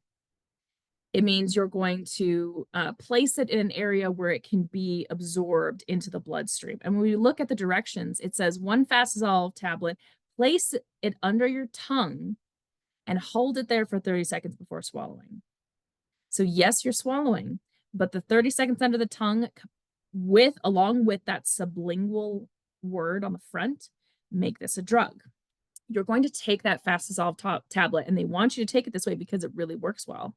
You're going to put it under your tongue. There's a gland there, and it's going to be able to cross that blood barrier and go right into your bloodstream. And so you're going to get a good dose of vitamin B12 because it's not having to go into your stomach, be processed by your intestines and your stomach acids. It's going right into your bloodstream. This is a very similar way we could look at IV fluids. You know, banana bags, they've got all the vitamins and minerals. It looks like it could be a supplement. And you know what? If you opened up that banana bag and you drank it, I'd call it a dietary supplement. But instead, they're hooking you up to an IV and they're letting that IV take that liquid and put it right into your bloodstream. Drug. This is going right into your bloodstream. Drug. How about tinctures? Because I know everyone has seen these dang tinctures. Alcohol-based, glycerin-based, honey-based, apple cider vinegar-based, and they've got, oh my gosh, echinacea or ashwagandha, and everyone's like, oh, just, take a little bit of this dropper every single day, and it's going to just help you with inflammation. And we've been to the farmers markets where it's like helps with cancer and diabetes and arthritis and Alzheimer's and autism and the whole alphabet of diseases. Is this a dietary supplement? And I also want to point you to one of these it's so sneaky, but they'll call it an herbal supplement on the front instead of a dietary supplement. So what do we think? Oh, I love this. It's like 30, 30, 30. We are equal amounts. So it's going to depend. And it's going to depend on the labeling. I want to point you back to this herbal supplement versus dietary supplement on the front. They can say herbal supplement. They can say liquid supplement. The key is the term supplement. If you're calling it a supplement on the principal display panel, you are a supplement. I don't care what you put in front of it. The 101 labeling regulation says, hey, you can have flexibility to put kind of what you want in the beginning of that, but it has to say supplements. Let's look at these two different tinctures. On the right, you might recognize one of those as an herbal supplement from the previous one. So you've got herbal supplement on the front, nutrition facts in the back. Guess what? You're a dietary supplement and you're a misbranded supplement. And I bet you're not following the supplement regulations. And this is going to be a fun inspection. I'm really going to enjoy this. You're going to learn a lot. Anyway, looking at the two products, you've got the one on the left. This is a hemp extract. Please ignore the fact that there's CBD. Shh. We're going to talk about that in a sec. But it's labeled as a dietary supplement. And the one on the right is also a hemp seed extract, and it's labeled as nutrition facts. If the one on the right says, yo, you just, eat this, and I'm labeling it as a food tincture, and the principal display panel says it's a food tincture, we're going to regulate you as a food. Even though you have hemp seed and hemp extract, hopefully those ingredients meet GRAS standards. But we'll regulate you as a food. And on the left, it may be the same formula, the same product, but you are choosing to label it as a dietary supplement, market it as a dietary supplement. We are going to inspect you and label you as a dietary supplement product. The label is the big thing here. Man, it lives and dies by that label.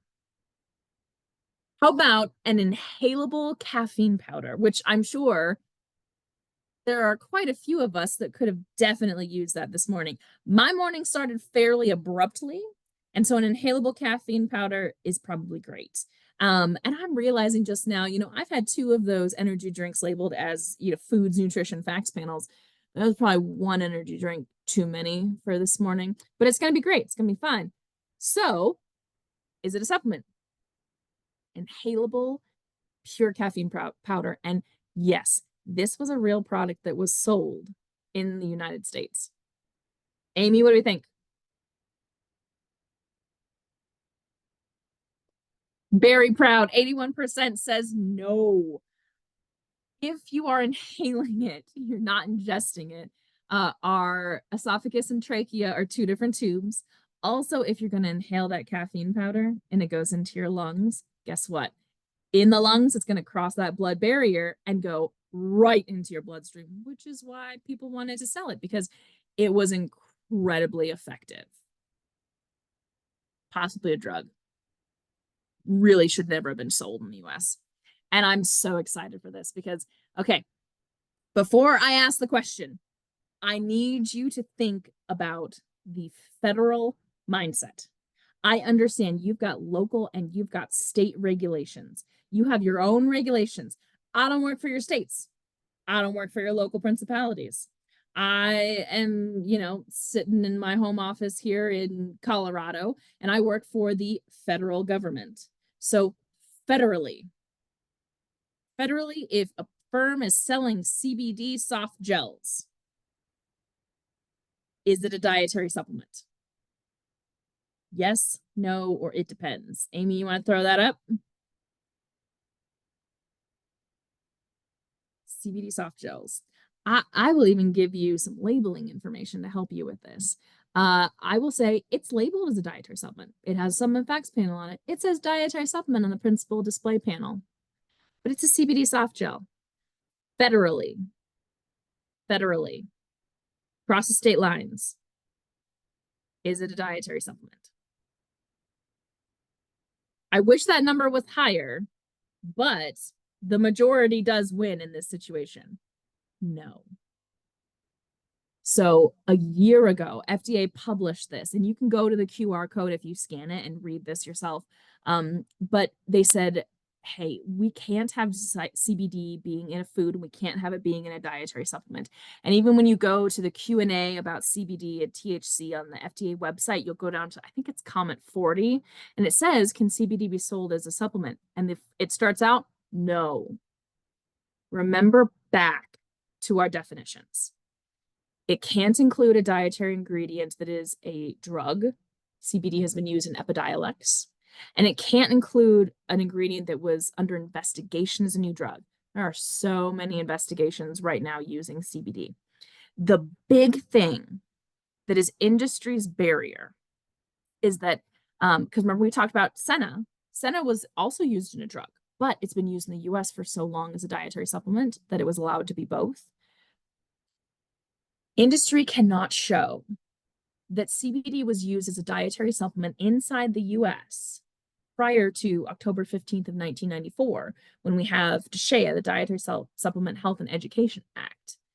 They can show that it was used in other places, but that's not what DSHEA says. DSHEA says specifically a dietary supplement, and it has to have been sold inside the United States. That's the barrier. That's why CBD can't cross that line and be a dietary supplement.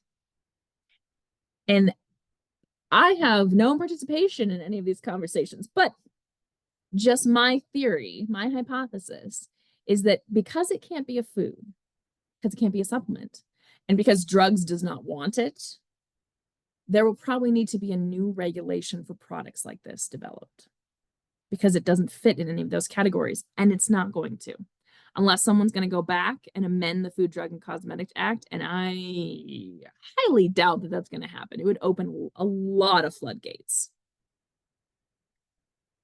How about this? And again, I know you all have seen this, where you've got these smoothie shops that are using dietary supplements and putting them in the smoothies. We have an Into Juice down the road that my husband loves to go to. He gets the weirdest drink. It's like strawberry something with peanut butter added, and strawberries and peanut butter does not go together. It tastes gross. But you can add the omega-3s, you can add a fiber blend, you can add a greens blend. They're putting these dietary supplements, finished dietary supplements, into a food product and selling it to a consumer as a smoothie. Amy, can you throw it up there? Is it a dietary supplement? Once it has been put into that smoothie, once you have that god-awful strawberry concoction with the peanut butter added into it, and you're walking out of Into Juice with it in your hand, is it a dietary supplement? Is it still a dietary supplement? What do we think? All of these smoothie shops. All of these smoothie shops. And I always get the question about Herbalife. And it's divided. Yeah, it's super divided. You've got like 30% yes, 50% no, and 21% it depends. It does depend, not on how the ingredient was labeled. We already know that like your omega-3, this aqua greens, the pea protein, hemp protein, whatever in the back over here is coming in labeled as supplement. It matters what that smoothie is labeled and sold as. Oh, not the next one. So if you've got Into Juice and they're selling the smoothie as a food, like they post the nutrition facts panel or the nutrition information on their website. They're not trying to label it, market it, sell it as a finished product dietary supplement smoothie, but it's being sold as a food, even though it has a dietary ingredient in it, even though it has a dietary supplement in it. It's still a food. That then raises the question, not all ingredients allowed in supplements are allowed in foods. So you now have to look at, hey, does the aqua greens, does the hemp protein, does the omega-3, does the fiber blend, do these meet GRAS standards? Because this is now a food and there's different requirements in ingredients for foods and supplements. Depends on what that finished product is being sold and marketed as, that finished smoothie. And we'll talk again a little bit about ingredients in a second. Continuing on, hey, ooey gooey chocolate brownie, is it a supplement? Yes, no, or it depends. If Amy, you want to throw that poll up for this one, for our nice ooey gooey brownie. I'm not giving you any labeling for this. You might remember at the beginning, I talked about, hey, I don't get to go into the bakery and sell my dietary supplement chocolate cake. I'm not telling you how it's marketed. I'm not telling you how it's labeled. I'm just telling you it's a brownie. Looks like a very delicious brownie. It's about lunchtime for me here, and I really like a brownie now that I'm staring at it on my screen. Anyway, Amy, what does the poll say? Ooh, like half and half. No, and it depends. So it does depend because it can't be represented for use as a conventional food. That's the big thing. no chocolate cake in a bakery. Case study. We had one of these products come through FDA, and there's no way you're going to be able to see. Maybe you can. It's so tiny. At the top of this Lazy Cakes Relaxation Brownie, it says dietary supplement, not for food use. So clear on the front, not a food supplement. On the back, supplement facts panel. Okay, so we have the labeling, not labeled as a food. Remember the first one, it has to supplement the diet and have a dietary ingredient. We've got valerian root, passion flower, rose hips, melatonin. Okay, that sounds great. It's got a dietary ingredient in there. But we have to come back to, it's not represented as a conventional food. Lazy Cakes got in trouble, and the FDA determined that it was not a supplement because this product was being sold in convenience stores. And instead, you'll notice in convenience stores, they'll have like a little kiosk now for all of like the dietary supplement capsules and a little 5-hour energies you can take that's separate and apart. This guy got in trouble because he was selling the brownies right next to the Twinkies and the Ho-Hos and the powdered donuts and the Hostess cakes. So it's being marketed as a food alongside other foods. It even used in its name, it was a cake, it was a brownie. It's the same ingredients used to make a brownie. It's trying to market itself as both a food and a supplement. And even though it was labeled as a supplement, the marketing on the website, the marketing and the labeling, the marketing in the store is what made FDA decide that this is not a dietary supplement. You don't get to sell it right alongside the Twinkies and call it a supplement. I don't get to go into the bakery at Kroger and pull a chocolate cake off the shelf, slap that supplement label on it and call it a supplement, because your consumer is going to come in and not know. They're not going to know what they're buying. How many of us pick something up in the convenience store and don't look at the back of the label? If it looks good, I'm just going to take it with me. So because the FDA determined that this was not a dietary supplement, in addition, they determined that it was unsafe. Why? Because of the melatonin. Melatonin, while being allowed in dietary supplements, is not allowed in foods. It does not meet GRAS standards. It is not safe. It cannot be sold in food. So let's talk about the ingredients and how a dietary ingredient is different from a food ingredient. So going back, remember, vitamin, mineral, herb, amino, the E category that includes everything and anything as long as it's not like a human body part that you're putting in there. Though you do get to put animal body parts in there.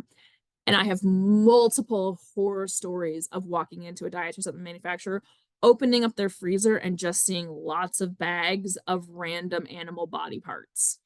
It's a protein. It's a protein. They get to use it. We have very specific instructions on what can be a dietary ingredient, and they are different than foods. So what you know about foods, you have to switch your mindset between supplements and foods. We have DSHEA grandfathered in ingredients. It means if a company can show that their ingredient was marketed as a supplement in the US prior to that October 15th of 1994 date, they get to be grandfathered in. FDA kind of, umbrella deems it as being safe. There is no authoritative list that FDA puts out, but there is an authoritative list that the trade associations use. So if you're at a company and you're like, I don't know if this is the grandfathered in ingredient, the onus is on them. They get to show, they get to prove that it was a supplement product sold in the US prior to 1994. It's on them, not on you. Otherwise, ingredients need to go through the new dietary ingredient notification process. There's really only two ways that a company can use a dietary ingredient: grandfathered ingredient, or submit a new dietary ingredient notification and get basically like a non-contest, like okay, from the FDA. Grandfathered ingredients, new dietary ingredient notifications do not have to meet GRAS standards. We are separate from GRAS.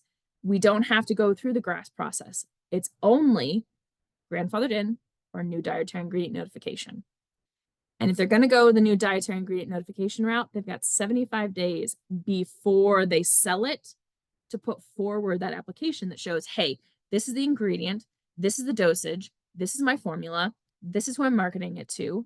And I'm going to show that being consumed like this is safe. And FDA will reply and say, or we don't contest it this time, which is about as close to a yes as you're going to get from the federal. There is, again, no authoritative list. I'm so sorry. If you are part of a state or a state with a contract, you can always shoot us an email, or there is a UNPA, NPA Trade Association list that it does go around, and people may be willing to share. If you have concerns about it being an ingredient that, you know, FDA may have taken action on, or it's not allowed, this QR code is going to take you to the ingredient directory. This is updated by Office of Dietary Supplement Programs. They update it. They're in charge of it. It is only things included are things that that office has made a public statement on. So a public memo, safety concern, warning letter. So it's not all inclusive by any means. But if we've made like a public statement on it, it's probably here.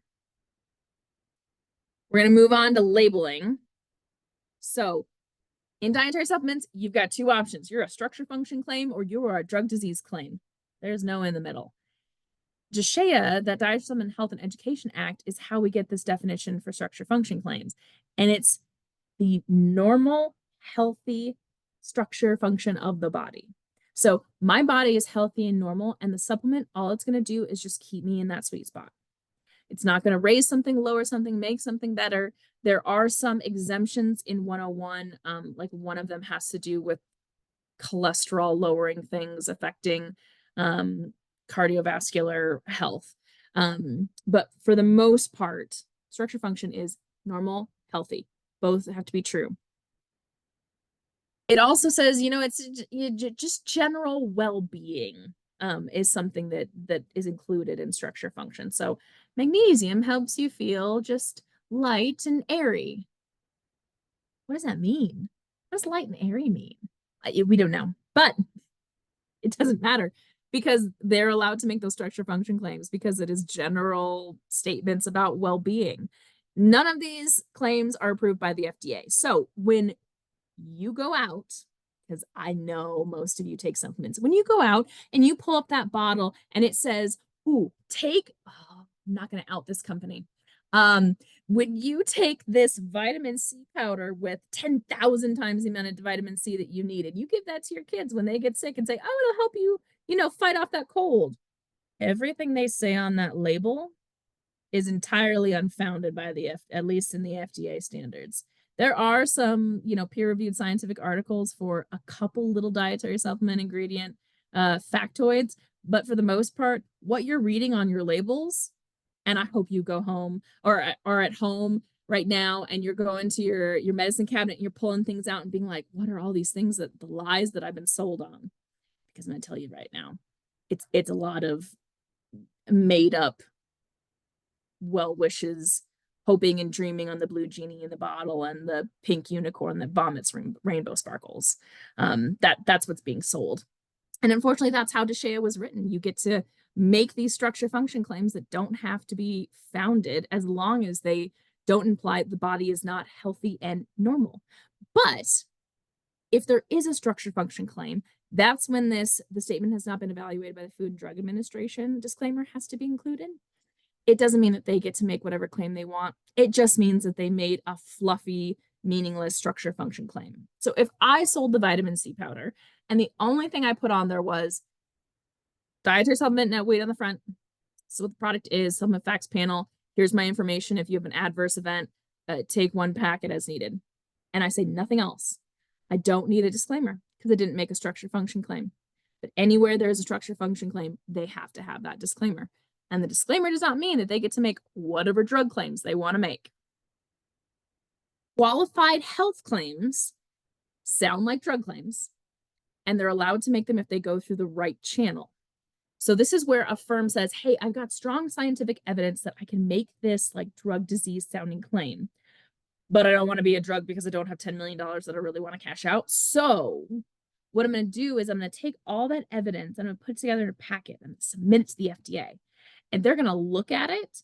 And if they not agree, but if they have a non-contest, which I think it's called enforcement discretion. Enforcement discretion. I get an enforcement discretion letter. Then I get to make my qualified health claim. But what a lot of companies don't know is that, hey, at the bottom of that enforcement discretion letter is a conclusion statement. And in that conclusion statement, there are quotations around what you can say. And the FDA will tell you, if you're going to make this claim, you must say this, and it must be in its entirety. But companies like to keep the sugar and leave out the salt. So instead of saying psyllium husk may reduce the risk of type 2 diabetes, although the FDA has concluded there is very little scientific evidence for this claim, they'll just put psyllium husk may reduce the risk of type 2 diabetes and leave it at that. And guess what? Now it's a drug disease claim because you didn't put the entirety of your qualified health claim in your label or labeling. Also, the beginning sounds great, but FDA has concluded that there is very little scientific evidence for this claim. I don't know if I'm buying that product, which is why they don't want to put it on the label. Inconsistent and inconclusive scientific evidence. Oh, we're starting out strong here. Suggests that diets with adequate magnesium may reduce the risk of high blood pressure, a condition associated with many factors. You've probably lost your consumer in the first 5 words. But if you're going to go through all this trouble and do a qualified health claim, when you put it on the label or labeling, it's got to be that entire quoted statement. And if you follow that QR code on the screen, it'll take you to those enforcement discretion letters. And it's usually, you click on the file in the list, and then you go to the top letter, and it's usually, or top file, and it's usually that letter of enforcement discretion, and you just scroll down to conclusions and read what they're allowed to say. Now on to the fun part. So, structure function. My body is healthy and normal. Healthy and normal. Both at the same time. Not one or the other. Both. Drug disease. Something is broken. Something is wrong. Something is diseased. Something is dysfunctional. And you're making a statement that you're not allowed to make.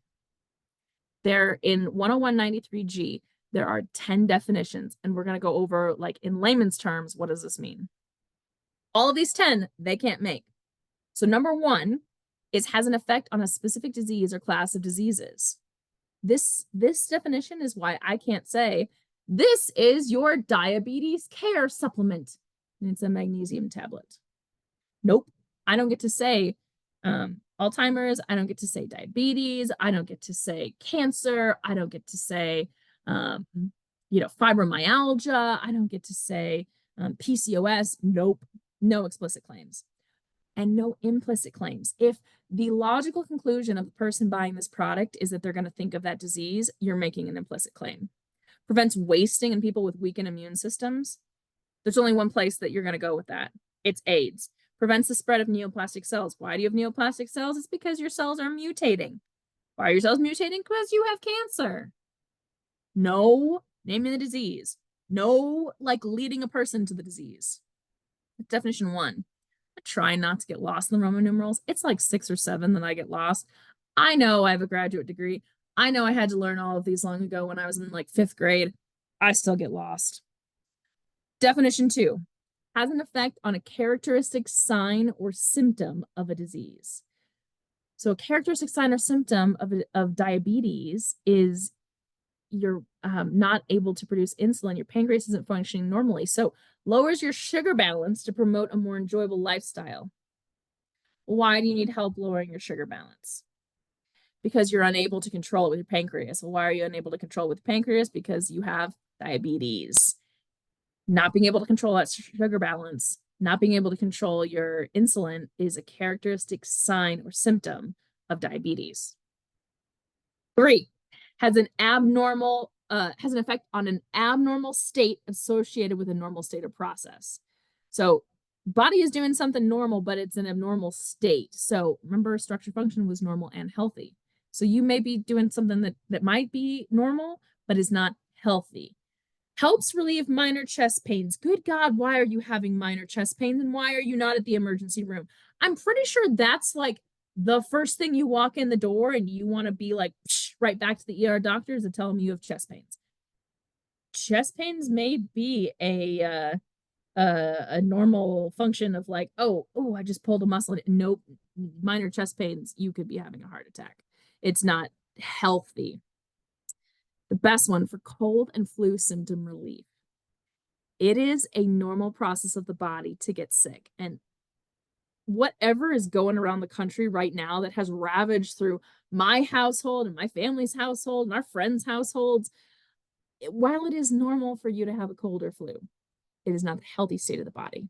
And remember, for structure function, it has to be both normal and healthy. You don't get to say cold and flu on your label or your labeling or your website or your social media. No, absolutely not. 4 is it has an effect on the disease by the name of the product. So I don't get to call it the parasite free. Having those, I think, anthelminthics is a drug that will help you rid yourself of parasites, which, good God, why do we have so many parasite free, ridding you of worms dietary supplements in the US? We are a first world country, and unless you've like gone to Brazil and drank the water from the Amazon and come back, I don't think you have parasites, my friend. But no name of the product, no formulation. I don't get to put an ingredient called Cancer Ease in my formulation and call it good because it's a proprietary ingredient. Citation and publication on your website. You don't get to link to the NIH PubMed articles that talk about, hey, increased magnesium will help with that hypertension. Nope, don't get to do that.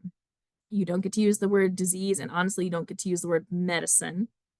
And you don't get to use pictures or vignettes that would lead someone to think that you're treating the disease.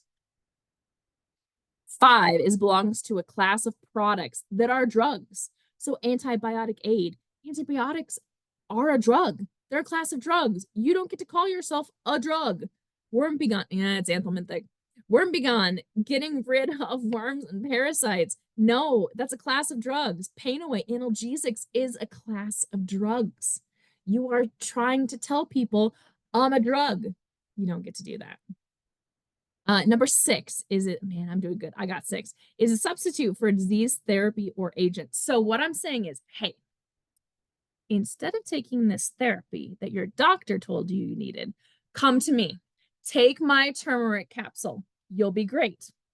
So things like herbal Viagra. Don't take sildenafil. Take my Viagra. Nature's aspirin. Don't take acetaminophen. Take my product, Diabetes Chill Out.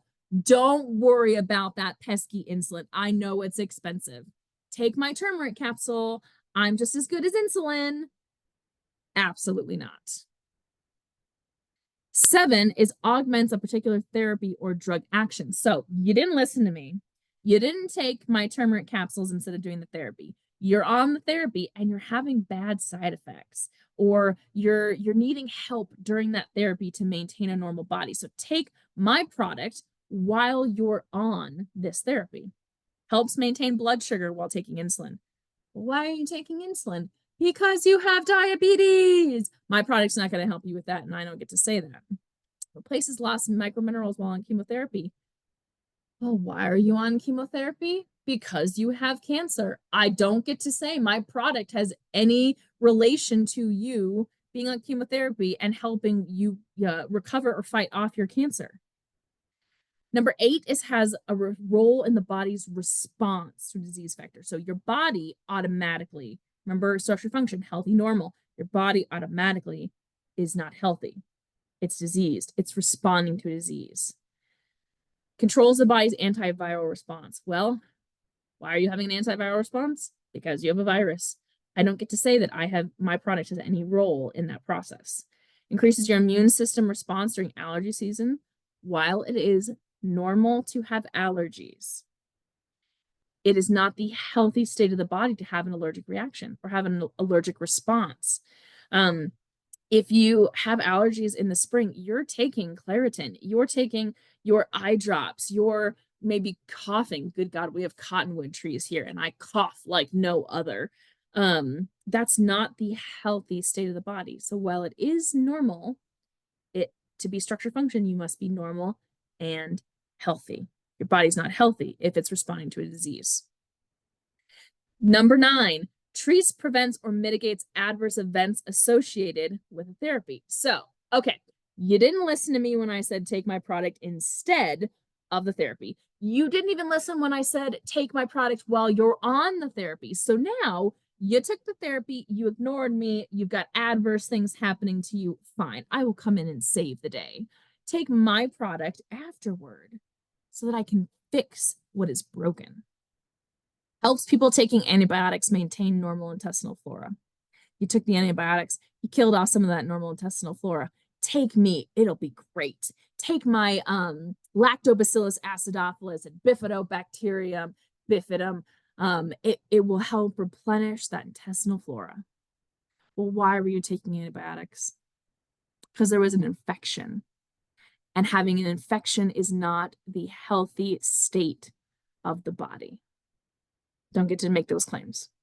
And number 10, because we are the government, otherwise suggests an effect on a disease or diseases. If it doesn't fit in 1 through 9, but it still sounds like a drug disease claim, we're going to shove it under number 10 and call it good.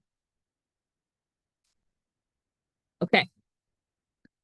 That was a lot of information on drug disease, but we're going to do pop quiz. My favorite catchphrase is pop quiz. And there's another dietitian, national expert, and we will go on road trips and I will pop quiz him until the day is over. And it drives him nuts sometimes, but you know what? It makes us better people if we quiz ourselves. We keep our knowledge up to date and fresh in our minds. So we're in a pop quiz, structure, function, drug, disease. So remember, I'm going to read you a claim and you're going to tell me which one it is. But structure function has to be normal and healthy. And normal and healthy, not one or the other, both.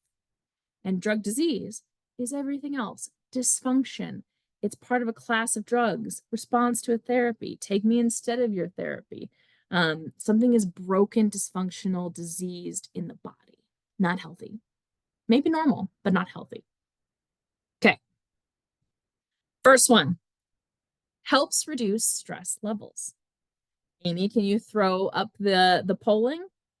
Do you think it is structure function, normal healthy, or drug disease? Dysfunctional, broken, unhealthy. Helps reduce stress levels. And I'm going to move through these probably at a quicker pace than the other ones. Ooh, it's kind of even there. It's 64 to 36. That's a close call. It's structure function. I love this because we all have stress and it's normal to have stress. Am I more stressed right now presenting than I was 2 hours ago? Actually, I love presenting. I love public speaking. And this morning has kind of been a car crash. So I would say I'm less stressed now than I was 2 hours ago. But it's normal for your stress levels to go up and down. Are you more stressed when you take your family on vacation than when your spouse takes the kids out of the house and you get to, pour yourself a glass of wine and sit in the dining table and it's nice and calm and quiet? Our stress levels naturally go up and down. So it is a normal, healthy state of the body to have stress and for have it to go up and down. If I had said helps reduce stress levels during panic attacks, that's not a normal state of the body. It is not healthy and normal for you to be having panic attacks. I've now moved in the drug disease category. But just this by itself, because stress is a natural part of the body, it is structure function. Some of you are south enough to know what this automatically means. First line of defense for the sugars. Structure function or drug disease. And I really hope there's somebody in this class from like Tennessee, Mississippi, Georgia, Alabama, who's laughing to themselves saying, man, my grandmother talked about the sugars. I haven't heard that in like 5, 10, 15, 50 years. So is it a structure function claim or a drug disease claim? Ooh, yeah, 76% of the class, drug disease. So, not originally from the South, I'm from Washington State. But I have many colleagues who have taught me this language, and I've seen this in products. The sugars is diabetes. It's just a colloquialism. So remember, in the first definition, it said an explicit naming of a disease or an implicit. You calling it the sugars is still saying diabetes. This is your first line of defense for your diabetes. No, absolutely not. Implicit claim.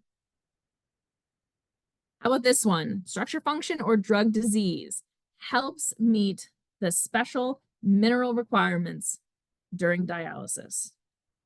This one should not take you much time at all. My first question would be, hey, why are you on dialysis? Structure function or drug disease? Amy, what do we think? Yeah, 84% drug disease. Whoo, nice job, guys. Why are you on dialysis? Because your kidneys do not function appropriately. This is that same definition as saying, hey, you're on a therapy. Take me so that I can help you while you're on it. Nope, can't do that. Body is not healthy and normal. Relieves everyday foot discomfort. Relieves everyday foot discomfort. Structure function, normal, healthy body, or drug disease, dysfunctional, sick, abnormal. What do we think? Relieves everyday foot discomfort.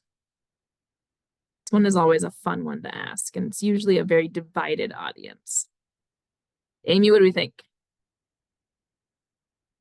Yeah, 80%. 80% got the structure function. You want to know why it's structure function? Because we all do have everyday foot discomfort. I love wearing boots with like the big chunky heels because I'm already a tall person. I'm like 5'10", 5'11". So when I walk into a company and I'm wearing my big chunky high-heeled boots and I'm towering over the firm, oh, they come into line real fast. Love it. It is not comfortable to walk in those boots every day.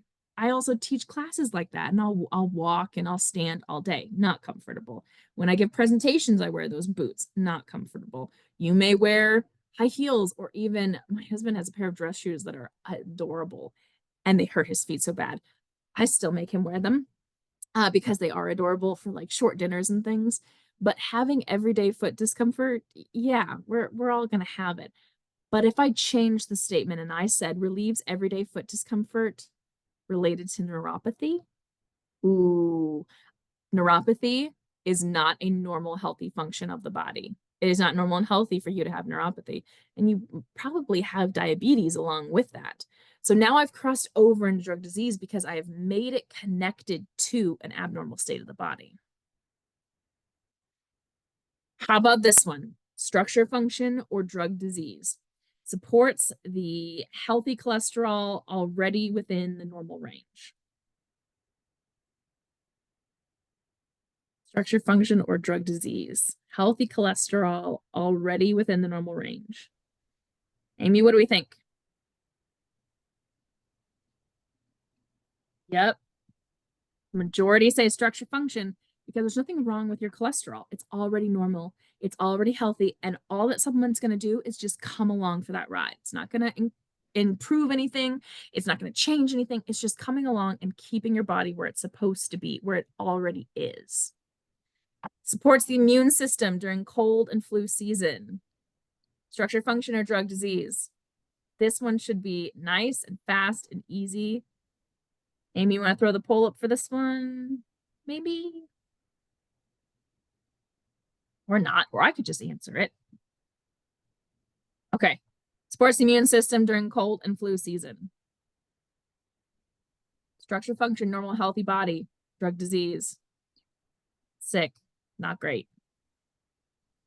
Amy, what do we think? Ooh, kind of divided. It is drug disease because you've named cold and flu. It kind of walks a tightrope because it does say cold and flu season, and it depends on where the wind is blowing. You might be able to get away with this and you might not, but naming that cold and flu is usually a great way for the government to say, hey, you're already anticipating an abnormal, unhealthy state of the body. So it could be either one. I'd have to look more into what it's saying. Encourages a healthy inflammatory response due to allergies. I really want to know what a healthy inflammatory response looks like. my healthy inflammatory responses do not look healthy. They look like I'm coughing all night long. All night long. Eyes watering, streaming. Amy, what do we think? Yeah. Drug disease. An allergic reaction is not a healthy state of the body. Normal, but not healthy. Has to be both to be structure function. Natural medicine that protects weary livers. Also, why is your liver weary? Did you stay out maybe a little too late last night and you had 4 or 5 beers and you woke up this morning and your liver is just a little too weary for comfort? Or is it something else? Amy, what do we think? Structure function, drug disease? Yes, drug disease. You named it's a medicine. It's part of a class of drugs. And so you're anticipating that it's a medicine to help with the weary liver. So now I'm thinking you have hepatotoxicity because you took too many dietary supplements. And now this medicine is supposed to bring you back into line. You got in trouble for taking too many supplements. So let's take a supplement to fix it. Totally makes sense. Maintains normal weight loss while on a healthy diet. What do we think? Maintains normal weight loss while on a healthy diet. Structure function, normal healthy state of the body and how it's running. Drug disease, abnormal, something is wrong, or it's helping correct something. Amy, what do we think? Structure function. You already have normal weight loss happening because of the healthy diet. The supplement's just going to come along for the ride. It's not going to fix anything. It's not going to change anything. We're not naming obesity, which is a disease. It's just saying your body's doing what it's normally supposed to do. Let's go along for the ride. Nice job, guys. That is all that I have for today. We covered a lot of things, and hopefully it helped you guys with determining what is a supplement and how do I look at its labeling. Patrick, do we have any time for questions? We were actually just a little over time, and I want to be sensitive to the next speaker. So we do have some great questions in the Q&A. If you had a question, again, please don't drop it in chat. If you put it in chat, please go over and put it in Q&A. We are going to capture those and send those over to Siobhan and make sure that we get those answers posted for you. We apologize we can't do them live, but that was some absolutely wonderful information that we provided there. So hopefully you all have a better understanding of that line between those disease claims and those structure function claims. Let's take a short break. Let's come on back here at 15 minutes after the hour, and we're going to kick things off with our last presentation on hygienic design for manufacturing facilities. Again, if you weren't on early, we do apologize, but our Food Ingredients 101 speaker had to bow out at the last minute this morning. So we're making do with the 3 that we have. We apologize for that. But come back for our last session. It's sure to be very interesting as well. And put your questions in the Q&A, and we'll make sure to get those over to Siobhan for a response. Thanks. Thank you, everybody, for having me.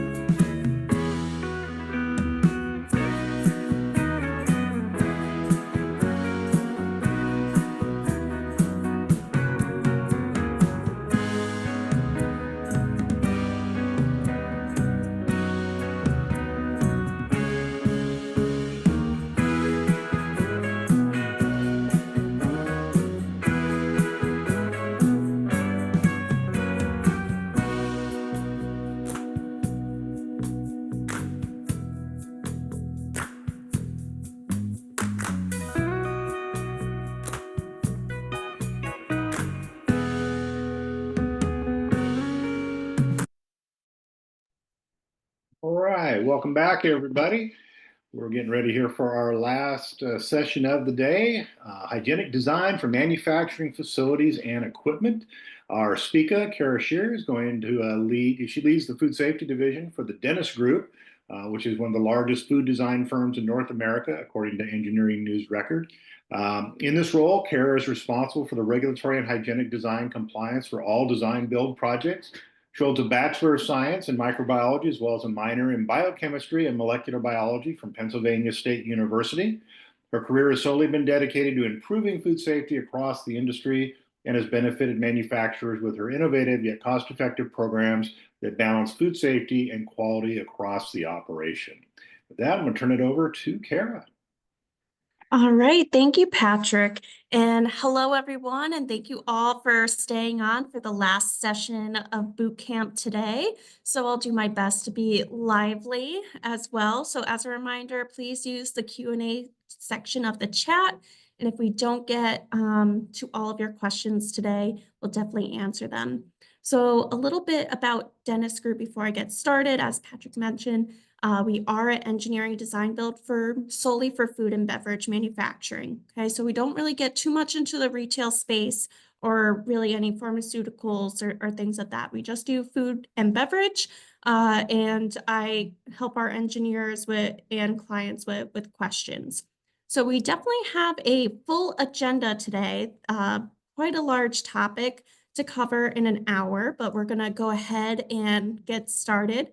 We're going to discuss about hygienic designs for facilities, equipments, what some third-party standards might be, and then go through some example photos at the end on really just how to go about looking at hygienic design when you're on an inspection. All right, so as I'm sure most of you know, hygienic design is also known as sanitary design, and these are the design techniques that are applied to buildings, equipment, and processes to enhance cleanability to the microbial level and help mitigate those food safety risks, right? So if it's easy to clean, it's easier to control our pathogens, as well as it allows less downtime for cleaning, which is big in the manufacturing world. There we go. So hygienic designs do stem from our GMPs. Okay, so I have the FDA GMPs listed here for human foods. Okay, so I'm sure you're all aware of those. But the regulation is not giving us anything specific, like use stainless steel as a food contact surface. It's not telling us that we have to use an X-ray machine for foreign material control. These regulations really just give the industry a minimum requirement to design to. So it's not overstepping any building codes. It's not providing, it's really just providing the characteristic that you should adhere to.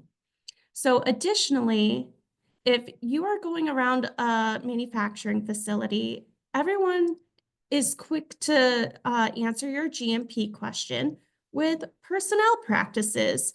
But remember, we do have several categories of good manufacturing practices that maybe a lot of folks at the facility, including supervisors and managers, aren't aware of, okay? So really remember to kind of ask about these as well to get a gauge of how well informed everyone is. And this brings us to why hygienic design is important, because if we are set up for success day one, right, we're more likely to be set up for success in the future years to come, right? So we do have 3 themes of sanitary facility design that I'm going to go through today, okay? And that's hygienic zones of control, right? We want to ensure that we're eliminating those cross-contaminations or defining areas as well. We want to look at controlling moisture and temperature. So if the plant has done that, then we're reducing those environmental factors that promote that bacterial growth. And then, of course, we want to see if the facility is facilitating sanitation, okay? So our facility should be cleanable down to the microbial level in some areas, right? Your drain might not be, but your equipment surfaces, right, should be.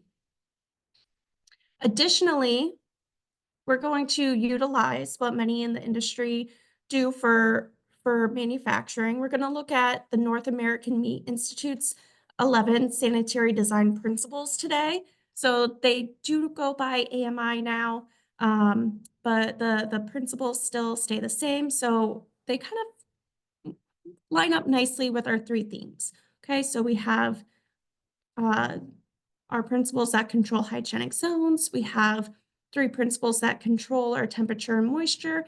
And then we have a lot that facilitate sanitation. And a lot of that is in the names of these categories. So before I do get started, I do really want to stress that there's a lot of different levels of hygienic design. And that's why it can be somewhat complicated to determine what's acceptable, what's not acceptable. So again, we have our regulations, right? That's our minimum requirements. We have industry standards or published codes that do call out specifics. So it will call out like a stainless steel or food grade UHMW plastic, right? And then we also have the newest and most innovative products that are out on the market, which we consider best in class, okay? So a good example of best in class right now that we're seeing is us moving forward into the digital age, right? So our pasteurized milk ordinance, the PMO, requires those chart recorders. Well, we're really considering sustainability here and going more digital, right? So rather than keeping years upon years of charts every day, there are a few companies working with the FDA to get pre-approval to use those digital recorders. Okay, so that's not in the code, right? It's new, it's innovative, and currently a best-in-class option, right? So that's just one example. So, like I said, we have a lot of information to go over today. I could easily spend an hour on each of these different 11 principles. So we're just going to do really a high-level overview of these items by our design themes. Okay, so we're going to start with hygienic zones of control and how that relates to facility design. So while most food companies use hygienic zoning for controlling their biological risks, I want you all to start thinking of this as a tool for more than just that risk, but as a way to define the food safety risk associated within the space. So allergen cross-contact, right, our chemical hazards, we have floor material concerns in our raw areas as well. And this is really going to help dictate the materials of construction that we should see within the space. So it's going to help put some perspective to that. So again, this is our classification of rooms within a facility. And there are a lot of companies, different trainings, they use different terms. So at Dentist Group, we do use just these 4 categories here that I'll go through just to keep it simple, right? So for our first theme in sanitary design principle, we're really looking at hygienic zonings, right? So again, remember I said, don't just think about the biological risk when you're thinking about your facility, okay? Just put what you know about environmental monitoring on the back burner right now, okay? Because that's not our only food safety hazard. So in facility design, we have to truly consider all 3. Okay, so as an inspector walking through, you need to know where the product is most vulnerable. And that's our high care area where we have exposed, ready to eat finished product that's not receiving another kill step, right? Additionally, we need to be aware of where the rest of the food is being processed, especially where we have exposed raw product. Even if a manufacturer has a validated kill step, then biologicals may not be that big of a concern down the road, right? Because they have that kill step. However, you can't cook away or heat treat an allergen, a piece of metal, plastic from belts, or even the dirt that fell in there. So we like to consider that a medium care, okay? We call that a medium care area when we're designing, because we still need to consider foreign material risks and cleanability within that space.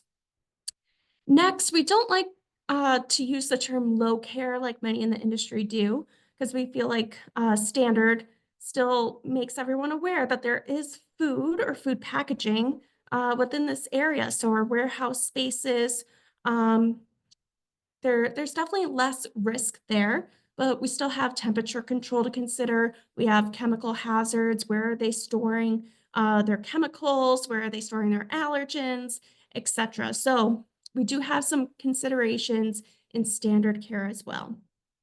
Next are non-GMP and utility spaces. This area has no food, no packaging, no storage is occurring here. So this could be designed like your house, right? We don't have any true special considerations here, okay? The cleanability might not matter as much, right? I'm not going to be taking a hose to these spaces so I can have some drywall, right? So just think of that as non-GMP or utility-like space. And next, once you kind of get the lay of the land, we want to know if it's a wet clean environment or a dry clean environment. Reason being, because that's going to classify most of the materials that will be utilized within the space. Okay, and we're going to talk about that a bit more as we go through the presentation, why this is very critical and important with hygienic design.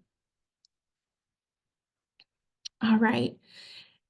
Our next theme, right, our next principle, I should say, is we have to maintain the hygienic zones. And a lot of that comes down to material and personnel flows. So we want to reduce that really by having a linear flow, which does not mean that everything needs to be in a straight line.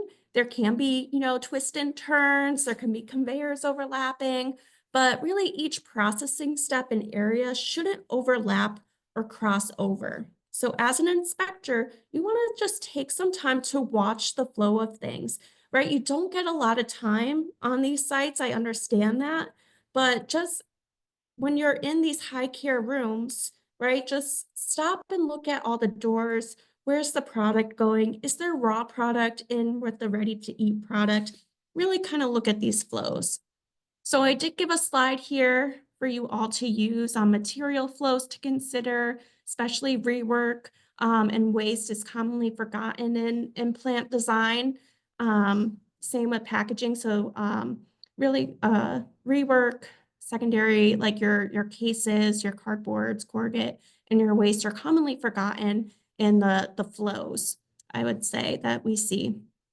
Personnel flows, okay? So we have our high care that I called them on the other slide, right? We're ready to eat. Our medium care, standard care. And then of course, the people that get to go around the plant wherever they want. These are the folks that typically don't have restricted access. So they too can, pass things along, right? Additionally, you might not see this very often, but, construction can happen while manufacturing is going. So are there temporary walls? Where's the contractors walking? How are they getting all of the equipment and materials in? How are they taking everything out to ensure that construction is also not causing an issue while you're on site? Right, so going back to principle 1 and our theme, how do we create hygienic zones of control? So in this slide here, we have a sanitary vestibule that we call it.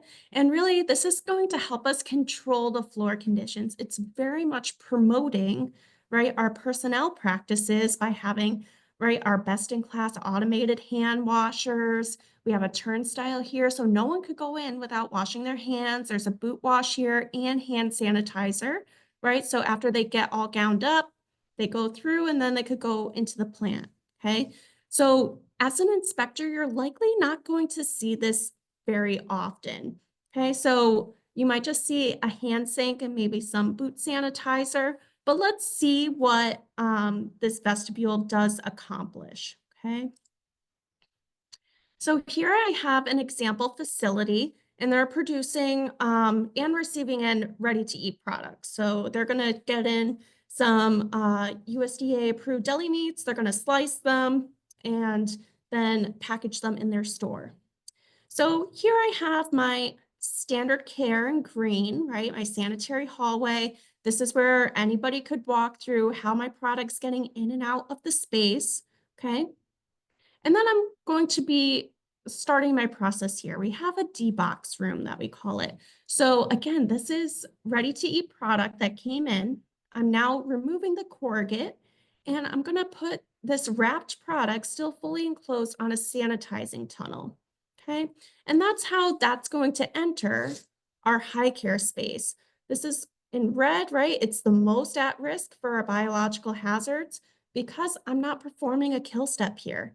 All right, so it already came in with that. I have a sanitizing tunnel, and I'm not unwrapping it until here. So how do we get really everything into that high care space without really compromising those hygienic zones of control? And that's where our sanitary vestibule in white really comes into play. Okay, so like I mentioned, we have these sanitizing tunnels here for the product to come through. So we're truly reducing a lot of that forklift traffic that might be coming through a door.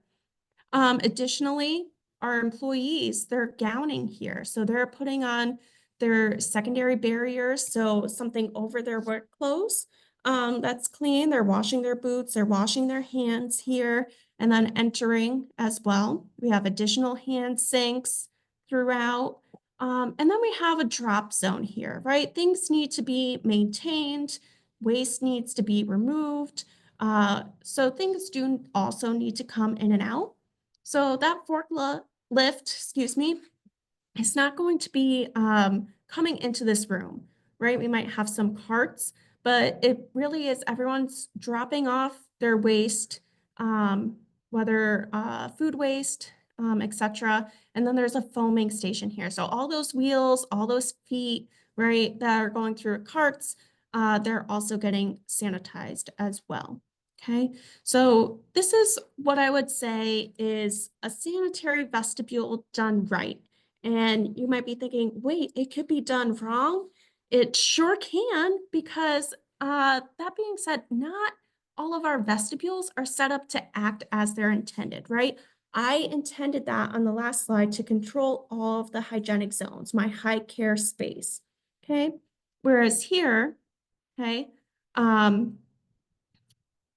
we have our vestibule going into our exposed ready-to-eat product area, okay? So this is our primary packaging. This is how our employees come in, right? So it doesn't show it here, but it has the same setup, hand wash, boot wash, etc. However, it's not functioning as intended because I also could go through my greenhouse up a mezzanine here and get to this platform without going through the vestibule. And then I also have stairs down here. Additionally, I have doors into my secondary packaging area where folks can walk freely back and forth. So even though I wash my shoes here, no one in this area had to. So now my high care employees could go here, talk to someone, why is there a jam, what's going on, and go back in. So that defeated the purpose. Additionally, the forklifts were coming in through these doors. There's no floor foamers, right? And these forklifts were also not controlled by area. So the same forklift could be going out to an open dock area for waste, which goes through their greenhouse. So they have greenhouse traffic, they have secondary packaging traffic, and I know all of the arrows really don't show everything in this example, but really I just want to get the point across. Just because you see this, right, doesn't mean that it was installed as intended. It is a very expensive feature, but it can be rendered worthless if you don't have control at all the other entrances, okay? So if I just go back real quick, I don't think I brought it up on this slide. There are doors here, and these are actually egress only. So people on this side, there's no handle here for them to get into this room. This is a fire safety door for folks in my high care room, okay? So just be mindful of that when walking on site. All right, next we have allergens. Of course, we understand they do have to be separated in these 3 areas. I would say that food manufacturers are really good about storing in the warehouse, but occasionally we do get lack of knowledge. We still see it sometimes with allergen rooms. So we still see occasionally some folks doing this where it's like, oh, well, it's all in the allergen room, but they're not separating it based on like for like allergens. So it's great that they separated it from the rest of their ingredients, but we don't want this damage to occur and kind of contaminate other pallets. Additionally, in storing ingredients appropriately, right, when our GMP regulations also state that we must handle in a manner to prevent cross-contact as well. So this means once that ingredient leaves the warehouse, that pallet is removed, the bags start getting opened, right? We need to ensure that there's no cross-contact between our allergens, okay? We find it all too frequently that many manufacturers love the concept of an allergen room in their warehouse, but they don't have one in their scaling room, okay? So really ask yourselves the question, where are the allergens? Am I seeing clutter like this? How are they controlling that? Because I'm walking through this space and I'm not seeing it. I'm not seeing different color scoops on allergens. I'm not seeing maybe a portable dust collector if I have, you know, a lot of powdered ingredients that I'm scaling as well. So we need to kind of look at that in terms of cross-contact control too, because a lot of the times that's where we commonly see allergens a bit lost in the shuffle when it starts being utilized. All right. So before I really took this picture, they're running a 2-pack, but as you could see, I just want it to illustrate that it's very easy to move things between production lines. So when there's a hustle and bustle, right, you could easily place something over here like they're doing for this 2-pack run. So they are not mispacking, okay? In this example, I just thought it was a good photo to illustrate that, okay? But I will be very blunt about this. Food manufacturers and really any business for that matter really maximize their space. That is very critical. Growth opportunities is very critical for them. So they will squeeze in a lot of things into a space, regardless if their folks have room to work. They're like, well, on paper, it all fits, right? But I don't have a station for my quality check paperwork. It's on my equipment. I have a baggie over here. I have all this stuff all over the place. So again, looking at workflows is a big one. Additionally, sure, there are vision systems now, and we highly recommend them since mislabeling is one of those top causes for allergen recalls. But again, let's pretend like this was a real situation where someone messed up, right? Well, I put it on this line and I told the machine that I'm running my squash, right? So I'm getting a squash sticker on this. That vision system is saying, yes, it was a squash sticker. It's not saying, oh, this was a broccoli product on this line, right? So it does have some give and take with that. So while they are very good, probably better than someone doing a visual check and then checking their own work, it can't catch everything if you deliberately or accidentally put the product on the wrong line. All right, our next area that we want to focus on is controlling temperature and moisture, okay? So why are we controlling this? Of course, it's to control our bacterial growth, right? We don't want to start adding that water into our environment as well as that optimal temperature if we don't need to. And the first thing that we're going to look at is our flooring conditions, right? I already brought it up with hygienic zones. It's right, that's one way our biological hazards could get transferred around a facility is our floor conditions. How are they? Are my boots tracking it in? Or are all the wheels tracking it in? How did the bacteria get into my ready-to-eat area? So with drains, they are commonly associated with listeria, as we know. Here I have an example that I put in our engineering drawings. Okay, so we have these floor slopes here. So it is all the water is sloped to the drains. We do have the option of a trench drain. There are newer models now that are a bit more hygienic. So you might still see in an older facility like a square concrete drain. I do have an example later on. And like really bulky grates, right? Which are hard to clean as well.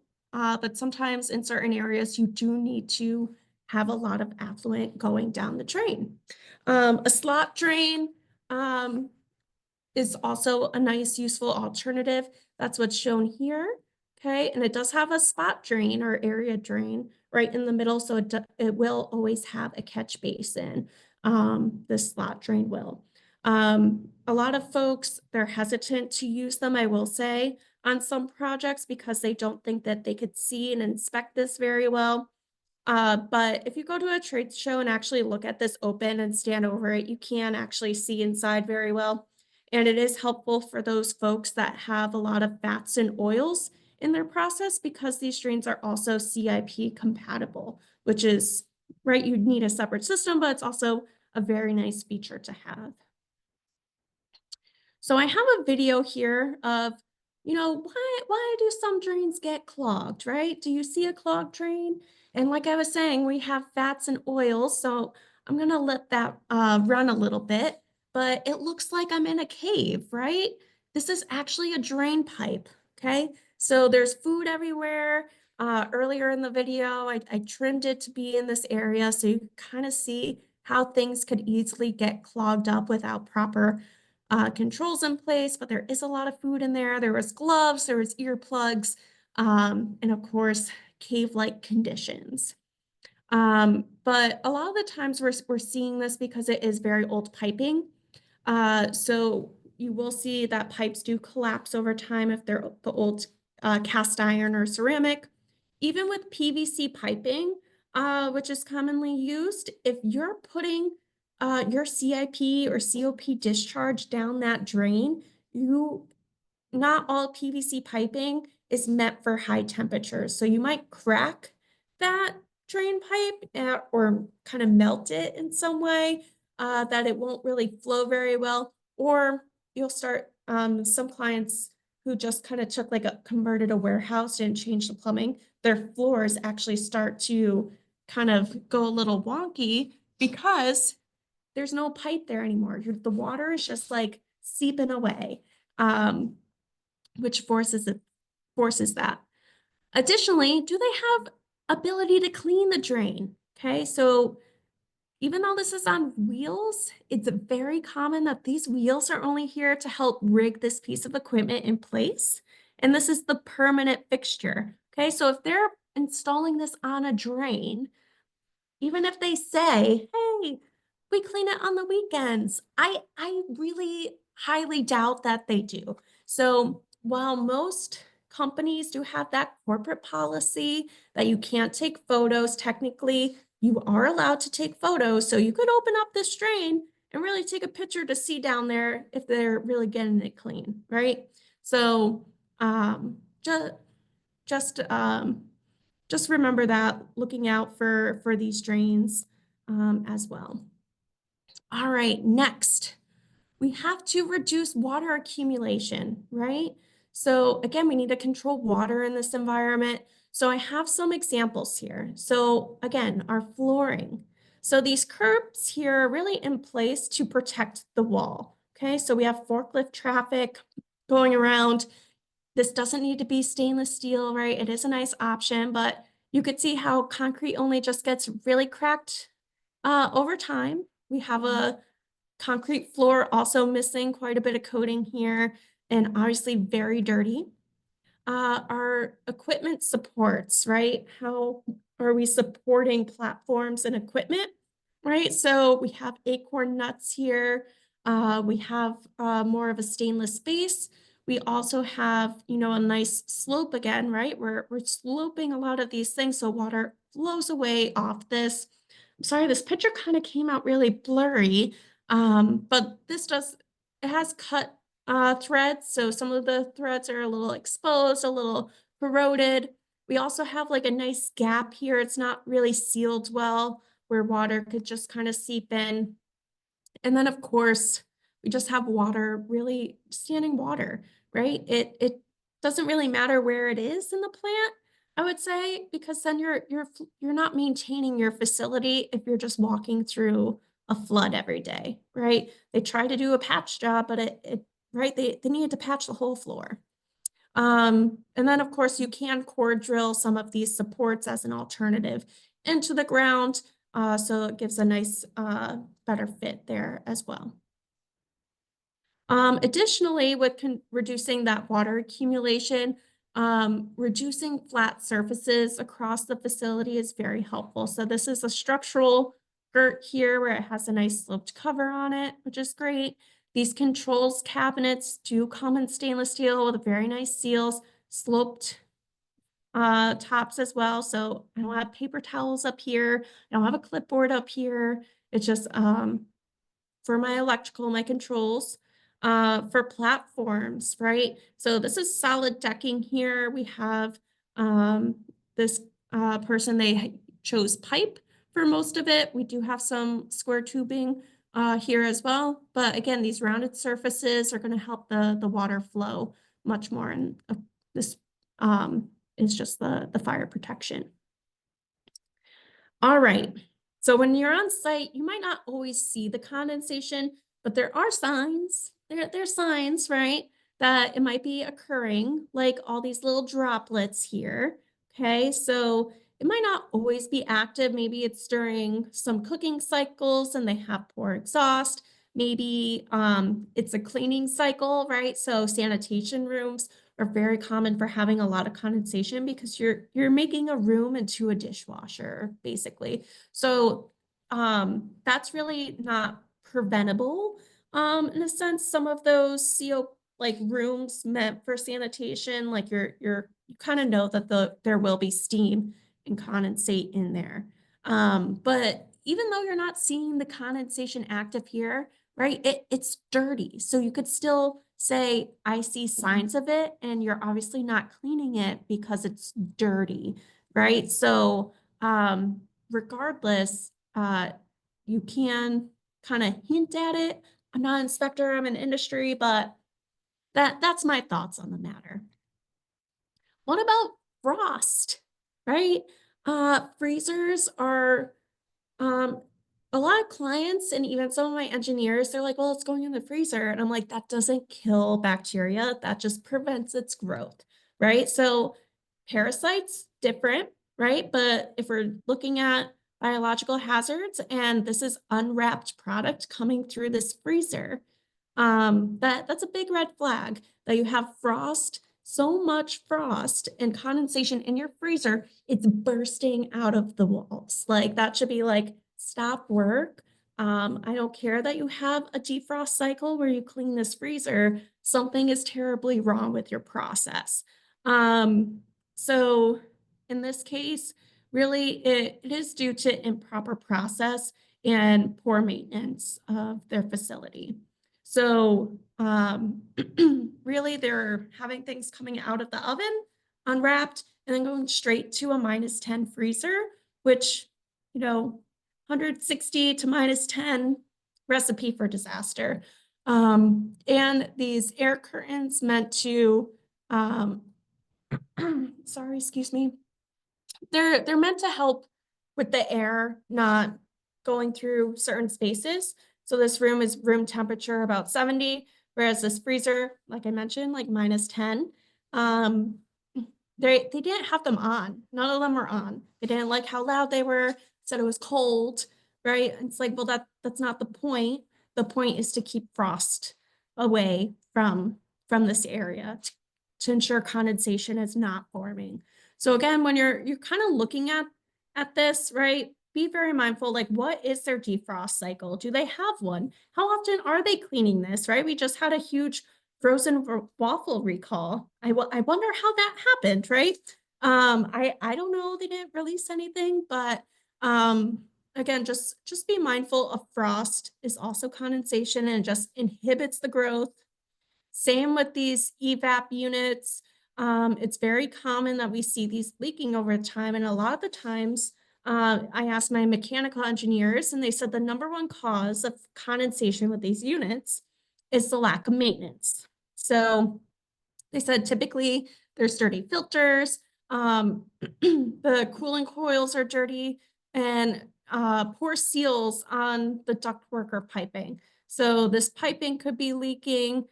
Someone could have damaged the insulation here, causing the condensation. There could be something froze in the drain pipe, so now it's all coming over into the area, right? So this is a evap unit. Air handling units are more of those big boxes that diffuse air out into the space. But those are things to kind of look out for with air quality. So the way to check that on an inspection, right? You can't really see, sometimes you can see the dust if it's really bad, but regardless, looking at the HVAC, even your blower systems, pneumatic conveyance, vacuum systems, right? You want to know what their PM schedule's like, because if they're not changing their air filters, then they don't have good air quality, right? So definitely ask for the last 3 to look for a trend. It's very commonly missed. Again, look for signs of mold, mildew, dust on these units and the air vents, because then they're not cleaning it. Asking for product testing or environmental air testing as well. If they're receiving a lot of mold complaints, again, their product is not lasting the shelf life, so their air quality is not good. Is it food safety? No, it's quality, right? But that's also a warning sign that they're not maintaining this utility. When air is mechanically introduced into the process, right? It's touching the food, maybe it's steam in an oven, we have compressed air, right? There are some standards, right? 3A SSI has a standard for culinary steam. There are sterile air filters at point of use. So again, ask for those maintenance records. Some of them also have on there if the filter needs to be changed as well. So you might be able to spot check it yourself for some models. Some models don't have that, so you could ask maintenance for those records to see if they really are controlling their sterile air filters. Air guns, we see this often. We try not to actually put them in any facility because they're so commonly misused by operators. They're like, this is better than sweeping, and they just blow everything from the floor everywhere.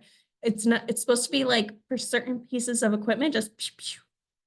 They use it like it's a replacement for a mop. So keep that in mind. Maybe see if there's signs, warning signs. Compressed air leaks or like nitrogen, like your gas leaks, right? Those systems, they can have that. And a lot of the times they will say, well, nothing's going to get in, the air is blowing it all out. I'm like, but you shut things down sometimes, right? So regardless, you're shutting down the equipment, the air stops.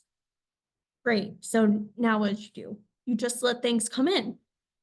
So don't pass by air leaks and think that they're fine. Sometimes they do blow a lot of particulate places, maybe allergens across the room, right? So again, that comes down to maintaining the equipment, maintaining the utilities, the environment, and they should really be doing air testing at point of use in the source. So those systems, just monitoring. So those are some good ways to kind of check air quality.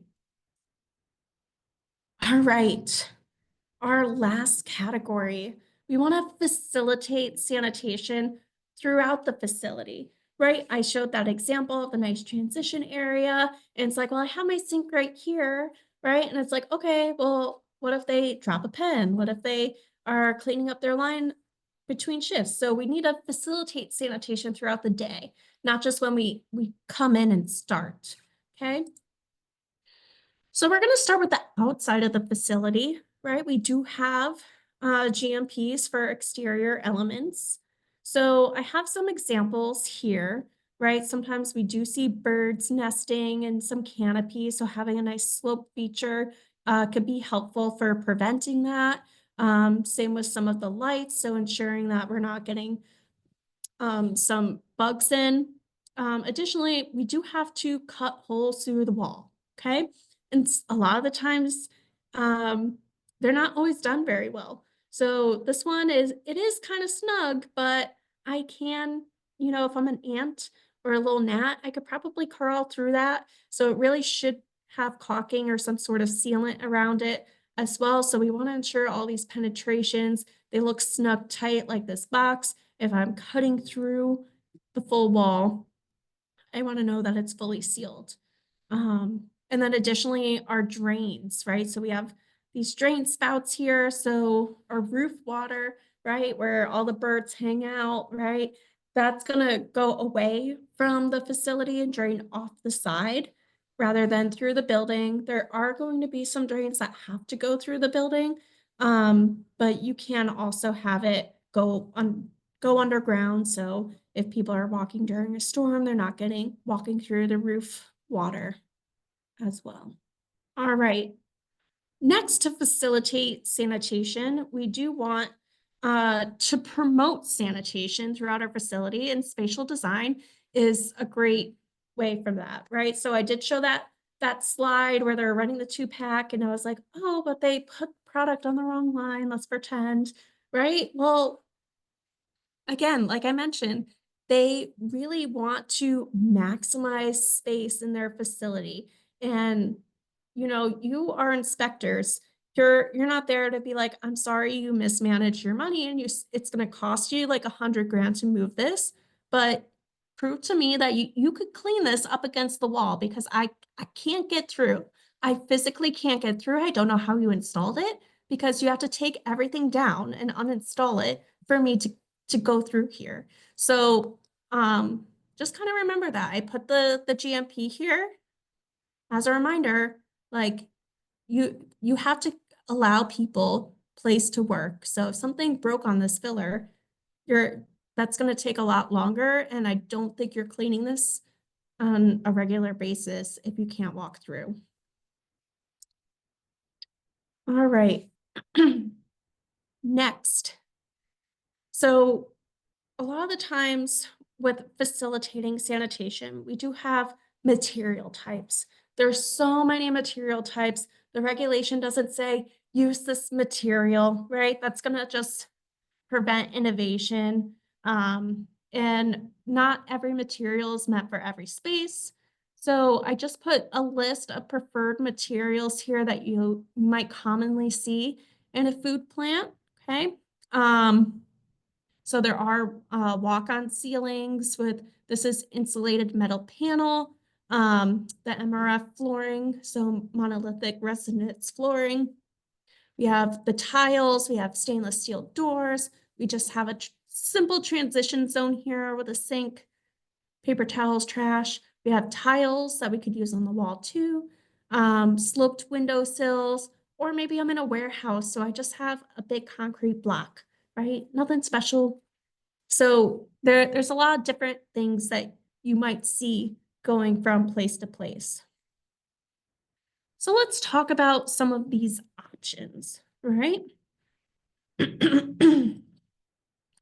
So how am I supporting all of my utility pipe, right? I have some options here. Our least favorite strut. We have some pipe, angle iron. How am I supporting everything, right? So I could support my pipes using a U-bolt. This is a Centiro style clamp here where it's 0 drip silicone. This is the electrical special where we have a Mineralax clamp, and most of the time they don't even use the spacer and have exposed threads. So this one's kind of nice. This one was well intended, but not installed.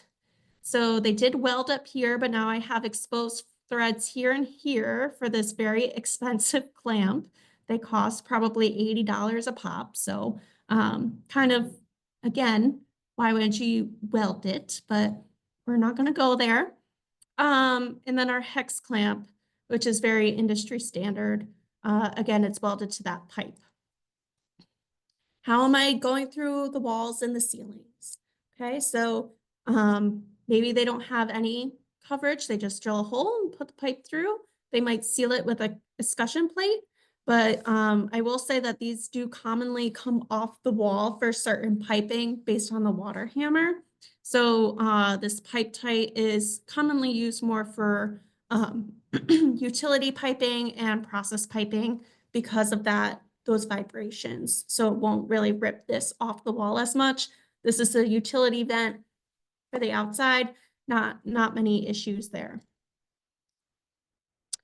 And then of course, we have our painted steel versus our stainless steel. Could be for barriers, most commonly you'll see throughout the facility. And then of course, platforms. My least favorite thing of all time is graded decking. I mean, it is, sometimes you can't get around it, you need it. But I will say, if you have like a square support holding up this graded decking, it's going to get all of this microbial growth. They're not really going to clean it. Having the rounded support is much better for water accumulation to kind of prevent this. Again, stainless steel where applicable, especially in washdown areas. And then there are options if to have the decking so it's not up against the support and easier to clean as well. So we do want to kind of keep in mind those flat surfaces, especially in washdown areas. So I put this here as an example of how can I relate all this? You're like, Carrie, you just went through that so fast. Like, how am I supposed to remember this? And the reason is you don't need to remember every utility type. I want you to think back to our previous principle, number 1. I said, okay, I know this is my high care dry. I know this is wet. So if it's wet, I should have stainless steel and not painted steel that's going to start rusting, right? So we use this to help clients figure out their design, but you could use this as you're walking around as a tool like, oh, I didn't see welds. I saw threaded rods here. This is I saw a decent clamp. I saw all these are the same, a nice support, right? So you can use this as a tool as you're walking around to help you identify what did I see within each space? Were those threaded rods a concern? Was it welded? Was it drilled through? Do I have issues? Right? So it's just a method for jotting some things down. Again, this is a tool we use for construction. It might not convert well. You might need different categories here, but just know that regardless if it's a wet area, there really should be stainless steel in there. The painted prime steel, it really, once it gets nicked, it's going to start corroding with a lot of those cleaners. All right. So that was the facility design. We're going to deep dive into equipment now. Like I said, I know it's very quick, high level overview, but again, we're inspectors. So there's a lot of information out there and checklists if you're designing the equipment. So I just wanted to simplify that for inspecting the equipment. Okay. So we're not taking everything apart, all the nuts and bolts. We're looking at it at face value half the time. So we're going to go through these steps. And the first one is really to define product contact and non-product contact surfaces. And sometimes that you think like, oh, that's very clear. But what about in this case, right? If this falls, is this product contact or is it not product contact? Right? Just because this is the actual sheet, right? My product is here. It's on this drip shield. It's on all the supports. We consider zone 2 for environmental swabbing, but is it actually a zone 1, right? So kind of keep that in mind as you're going through. It might depend as you're walking through the facility and what you're seeing, right? So it might be dependent on the type of work here of what you would consider product contact versus not product contact. Additionally, we have to understand the cleaning methods. All right, so there's a lot of different types of cleaning: CIP systems, COP systems, dry, wet, manual, tunnel washers. We also have, well, was it made to be cleaned, right? What's the accessibility? Do I have a lot of spacers stacked, like those washers stacked on something to make it like fit properly, and I can't clean all of that? How can I disassemble it? What's the cleaning time? All the niche points, right? And then also, was it installed to be cleaned? Like, is it 2 inches off the ground and I'm never going to see under there? Or is it flat on the ground and not going to cause an issue? Or is it above so I can get under there? So these are all methods. I will say, one thing I do explain to my engineers and clients and folks that take the trainings with us, the CIP system. Okay. A lot of our food manufacturers do fall under, right, the preventive controls for human food, and your sanitation control does not require validation. However, it does have to be, at minimum, visibly clean. So that defeats the purpose of a CIP system if you're just going to take it all apart anyways to see that it's visibly clean. So this is the one caveat I like to say, that there really should,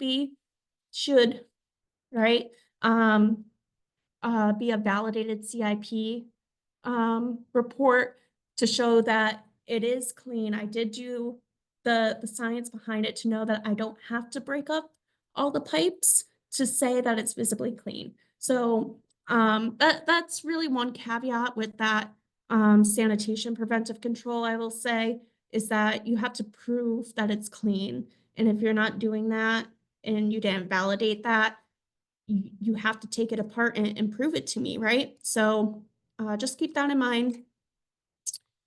All right. Now we're on to choosing materials of construction, okay? So really we want to understand that what's the operational environment and their intended use. Materials must be maintained their characteristic, right? We don't want any leaching, non-reactive corrosive, right? We want to make sure nothing is leaching back out into product. Food contact surfaces and equipment, right? We do have regulations for that as well. So a lot of the times, even vendors, they'll just say, oh yeah, it's FDA compliant, and they have no idea. They're just a salesperson. They don't fully understand. So I like to tell my engineers, make sure you get that letter of guarantee, please, because that person does not know what they're saying, that it's FDA approved, because they didn't prove anything. And then additionally, I kind of broke the materials up by metals and not metals. So I gave you all just like an example of what's commonly used in the food industry. So stainless is preferred. It really does have that corrosion resistance everyone's looking for, but you might still see cast iron for some frying implications, or aluminum with baking as well. These metals are very not commonly used, typically for air water lines and maybe some brewery applications. Titanium is very, very expensive. So it's really just for those very acidic like products that would need titanium, but we never want to see those painted steels, right? Carbon steel that we use for structural elements as a food contact surface. Same with galvanized steel that is not meant for food at all. When you're looking at welds, right? A lot of the times they're like, hey, maintenance, can you fix this? And this is what you get. And you're like, oh, well, I can't clean that now. Thank you for ruining this $60,000 piece of equipment, right? So we really want, there are standards that, you know, kind of talk about the number 4 finish. So there are, you know, some rules of thumbs out there and information on there on welding, on sanitary welding, and there are certified sanitary welders out there as well. Same with like orbital welding, which you see here. Okay. With plastics, there are a lot of plastics, right? But again, this was probably something maintenance made. So if there's certain things that you're like, I don't think that came with the piece of equipment, you might want to ask, what kind of plastic is that? What kind of material is this? So just ensure that they are using those food grade formulas as well. Ceramics are not really commonly used. They occasionally have implications of membrane filtration. Glass, typically it's all been replaced with like a form of plastic, polycarbonate. But really there are still glass packaging out there. But when it comes to equipment, kind of inspection windows, some temperature dials, still optical sensors might still come in glass. So that's something that we always look out for as well in our designs. And then our rubbers, right? Again, they should be food grade. So here we are, right? We kind of went through that list and now we have to evaluate for our hazards, right? So I do have rust here. I have some corrosion and my belt looks so clean, but look at the rollers underneath. So maybe I have that system on my belt that's automatically cleaning my belt as it goes by, which is great. But you have to remember you occasionally have to clean the other elements of said belt, right? Because that's touching your clean belt. All this rust right here is probably on the other side too. And then of course, what about my physical hazards, right? So if I'm not removing this when I clean and it's not, maybe it's meant to be on here at all times because that's the way I always run it. Well, maybe I should have welded that on there because now I have a nut and bolt connection that I'm likely not removing for cleaning. And then it could fall off into my product. I don't know, right? So if it's going to be a permanent fix for something, then that's something that should be welded and fully welded and not skip weld. All right. Now our third-party standards. This is a very quick slide to talk about this because there are equipment and products that NSF mostly does some products as well that do get some stickers. They get some stamps of approval. So the USDA, they do it loosely when asked for their facility and some equipments with dairy. I would say primarily dairy. But they do kind of go off the 3A standards with a couple caveats. Okay, so they do give us a certificate. They tell you what you need to fix, etc. But with NSF and 3A, they do have their own published standards that industry leaders have come together to work on to show like this is the best way to ensure that there's not going to be cross-contamination, that this is fully cleanable. I can fully CIP this, right? So you might come across equipment with these stamps. You might come across a sink with this. I think they even have caulking, like sealant NSF. So these standards are available for purchase online. They're not for free. And then these companies would have to pay to have their designs reviewed to get these laser printed or stickers on there. Okay.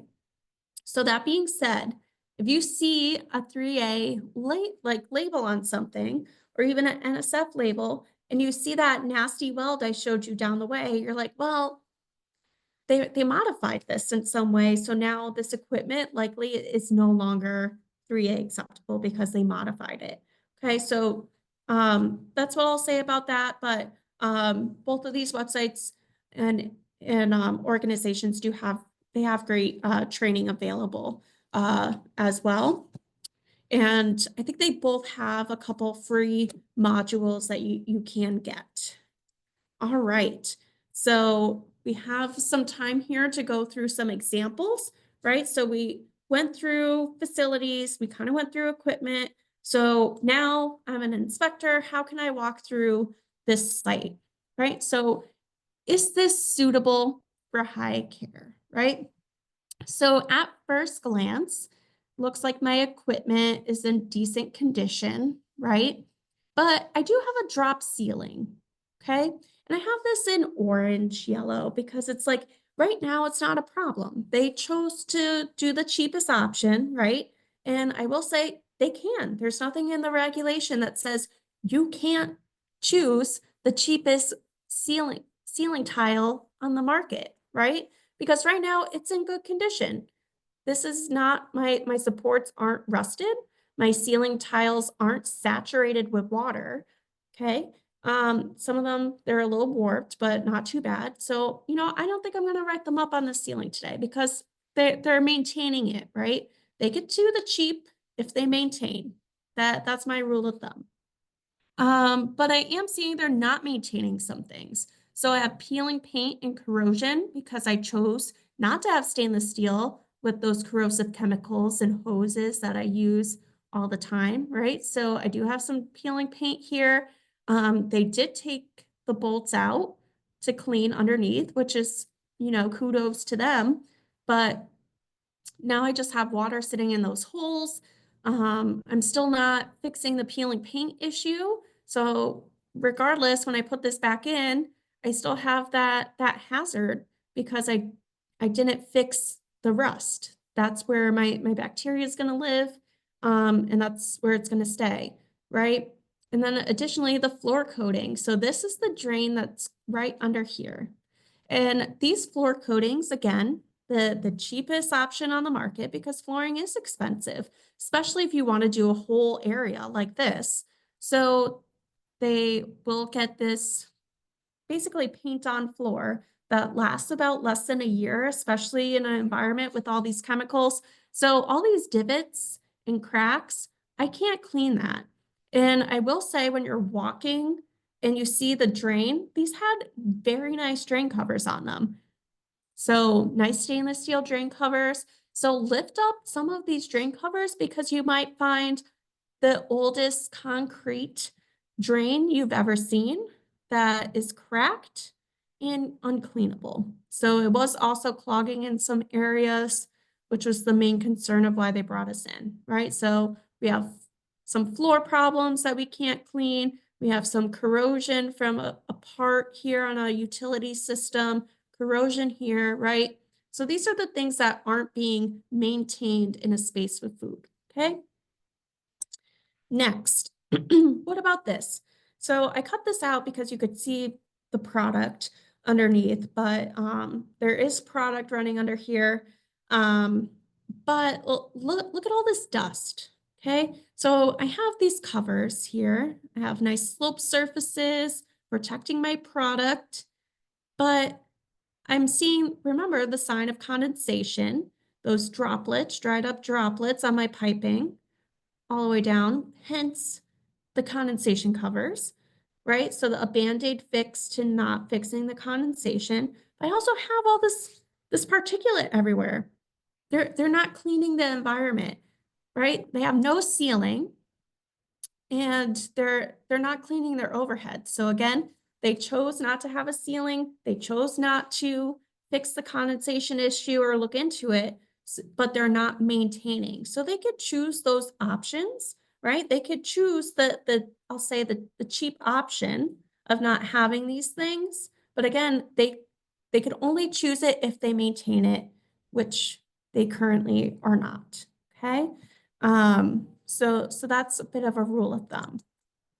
Next, is this suitable for medium care? So this is where my raw product is, right? So again, the point I'm trying to pull across is that they can have this controls cabinet in here.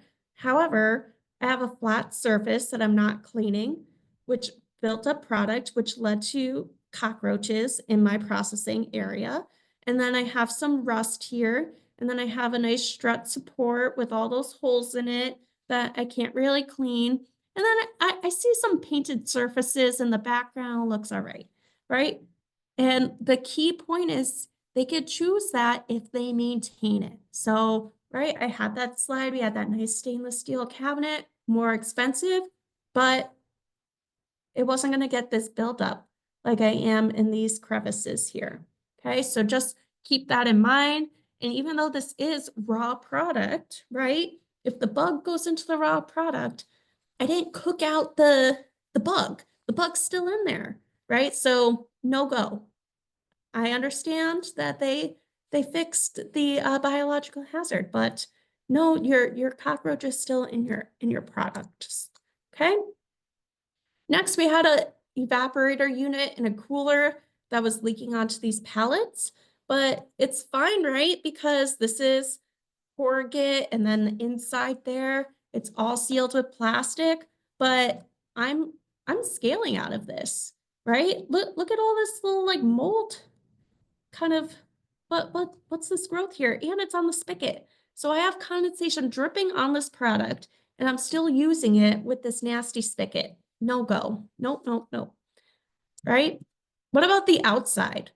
Right? When you walk outside, what are things that you should look out for? Okay. So have you actually asked someone other than a food safety manager that you're forced to walk around with, what are your GMPs? Because I'm seeing overgrown vegetation where I could just have wildlife kind of crawl onto the roof of my plant. I have a drain pipe into a barrel in the ground that's not connected and overflowing into my dry warehouse. And then you have new equipment that you purchased maintenance and you left it outside in a non-fully enclosed area. Right? So, hey, what's my GMPs? Right? So remember, they're very quick with the personnel ones, but again, there's more than just personnel practices when it comes to facility and equipment design. Okay, so that was very quick. Thank you, thank you. I hope I didn't run over too much on time and we have time for questions. So let's We do. So thanks, Kara. Great presentation. We do have a couple of questions in the Q&A. First one from Eric. Are certain types of screw fasteners on a cutting board surface easier to clean? I've seen Phillips screws that I usually let vendors know it's not easily cleanable, but flathead screws seem easier to clean. See, that's a tricky one, I would say, because really that's kind of a food contact surface, and you putting that screw in there, you really should unscrew it because what's under the screw? It's not highly recommended, especially I see maintenance putting those plastic guards between conveyors, right? And they just screw it in. I would say the Phillips head is probably your better bet, or actually using a bolt instead, and using an acorn nut would be much better than using a screw. So like a washer nut bolt with an acorn nut on it would probably be best. Gets the best seal as well. So it's very it's dicey. So definitely, if it's dirty, it's dirty, right? So that's what I'm gonna say on that. It really, especially if it's food contact. All right, thank you. We got another question in the Q&A. Can you store allergens in boxes in the warehouse where there are non-allergen products? What is considered clear separation to avoid cross contact? Of course. So rule of thumb, you can store everything in the warehouse, right? So I could put my allergens on the ground level. I could have a rack of all allergens, right? So if I have, like, let's say a dairy powder, right? Maybe that comes in a corrugated box. Okay. So I could have a full row of racking of dairy powder, but maybe on let's pretend it's also a cooler, right? So I can have my butter on top of the dairy powder because it's milk and milk. It's just, and when you have like a different allergen or non-allergen right next to that racking unit, I would say dependent on if it's liquid and how, if it's a big powder, how likely, if you were to puncture that, would it go to the other units, right? So there are methods of having like a sheet metal between each row of racking that you could utilize as well. But typically, rule of thumb is just to have the allergens on the ground level. So then that way it just goes straight to the floor and it's not getting all over any other product. All right, and we do have a couple of questions. We only have time for one more because we are just about out of time. Amy, can you unmute Jonathan? Jonathan, Amy's going to give you access. When she does, go ahead and unmute your mic and ask your question. Hi, Jonathan. I have allowed you to talk. You should be able to unmute yourself and ask your question. We cannot hear you if you are talking. There's a little unmute button next to your name that you should be able to use to unmute. Let's quickly go on to the second one because we're out of time here. Let's go to Alexander Pierce. He's going to give you access. Go ahead and unmute your mic, Alexander.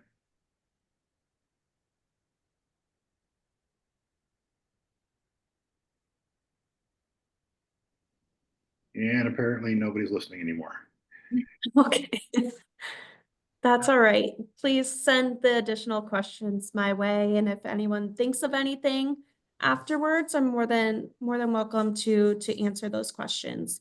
Because yes, it was high level, a lot of information, all at once for you all. So I hope you all were able to enjoy and learn something new. Well, thanks, Carrie. You did a great presentation, a lot of great information. Anyone that did have their hand up or still had a question, go ahead and drop it into Q&A, and we will grab that and send that over to Kara to get answered and get that posted. I'm going to go ahead and turn it over to Autumn to close things out. Thank you. Thank you, Pat, for helping guide us through today's session.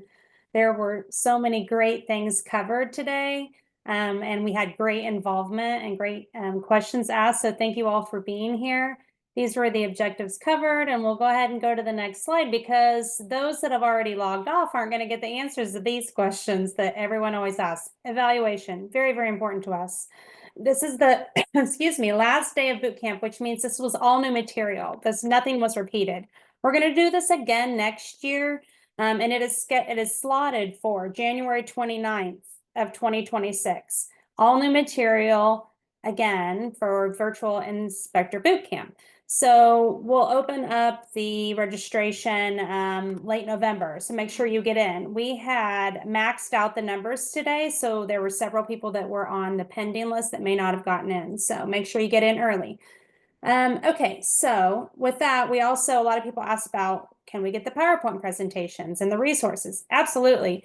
We are going to have that on our event page. And so that's where you went to register. So if you go to AFDO, let's see, www.afdo.org/bootcamp and scroll to the 23rd, click on that link, and then it'll show you everything that we're going to load. It'll be there in the next couple of days. Everyone will get a certificate of attendance in the next couple of days from Christina. And if you need CEUs, that will be available on that email as well.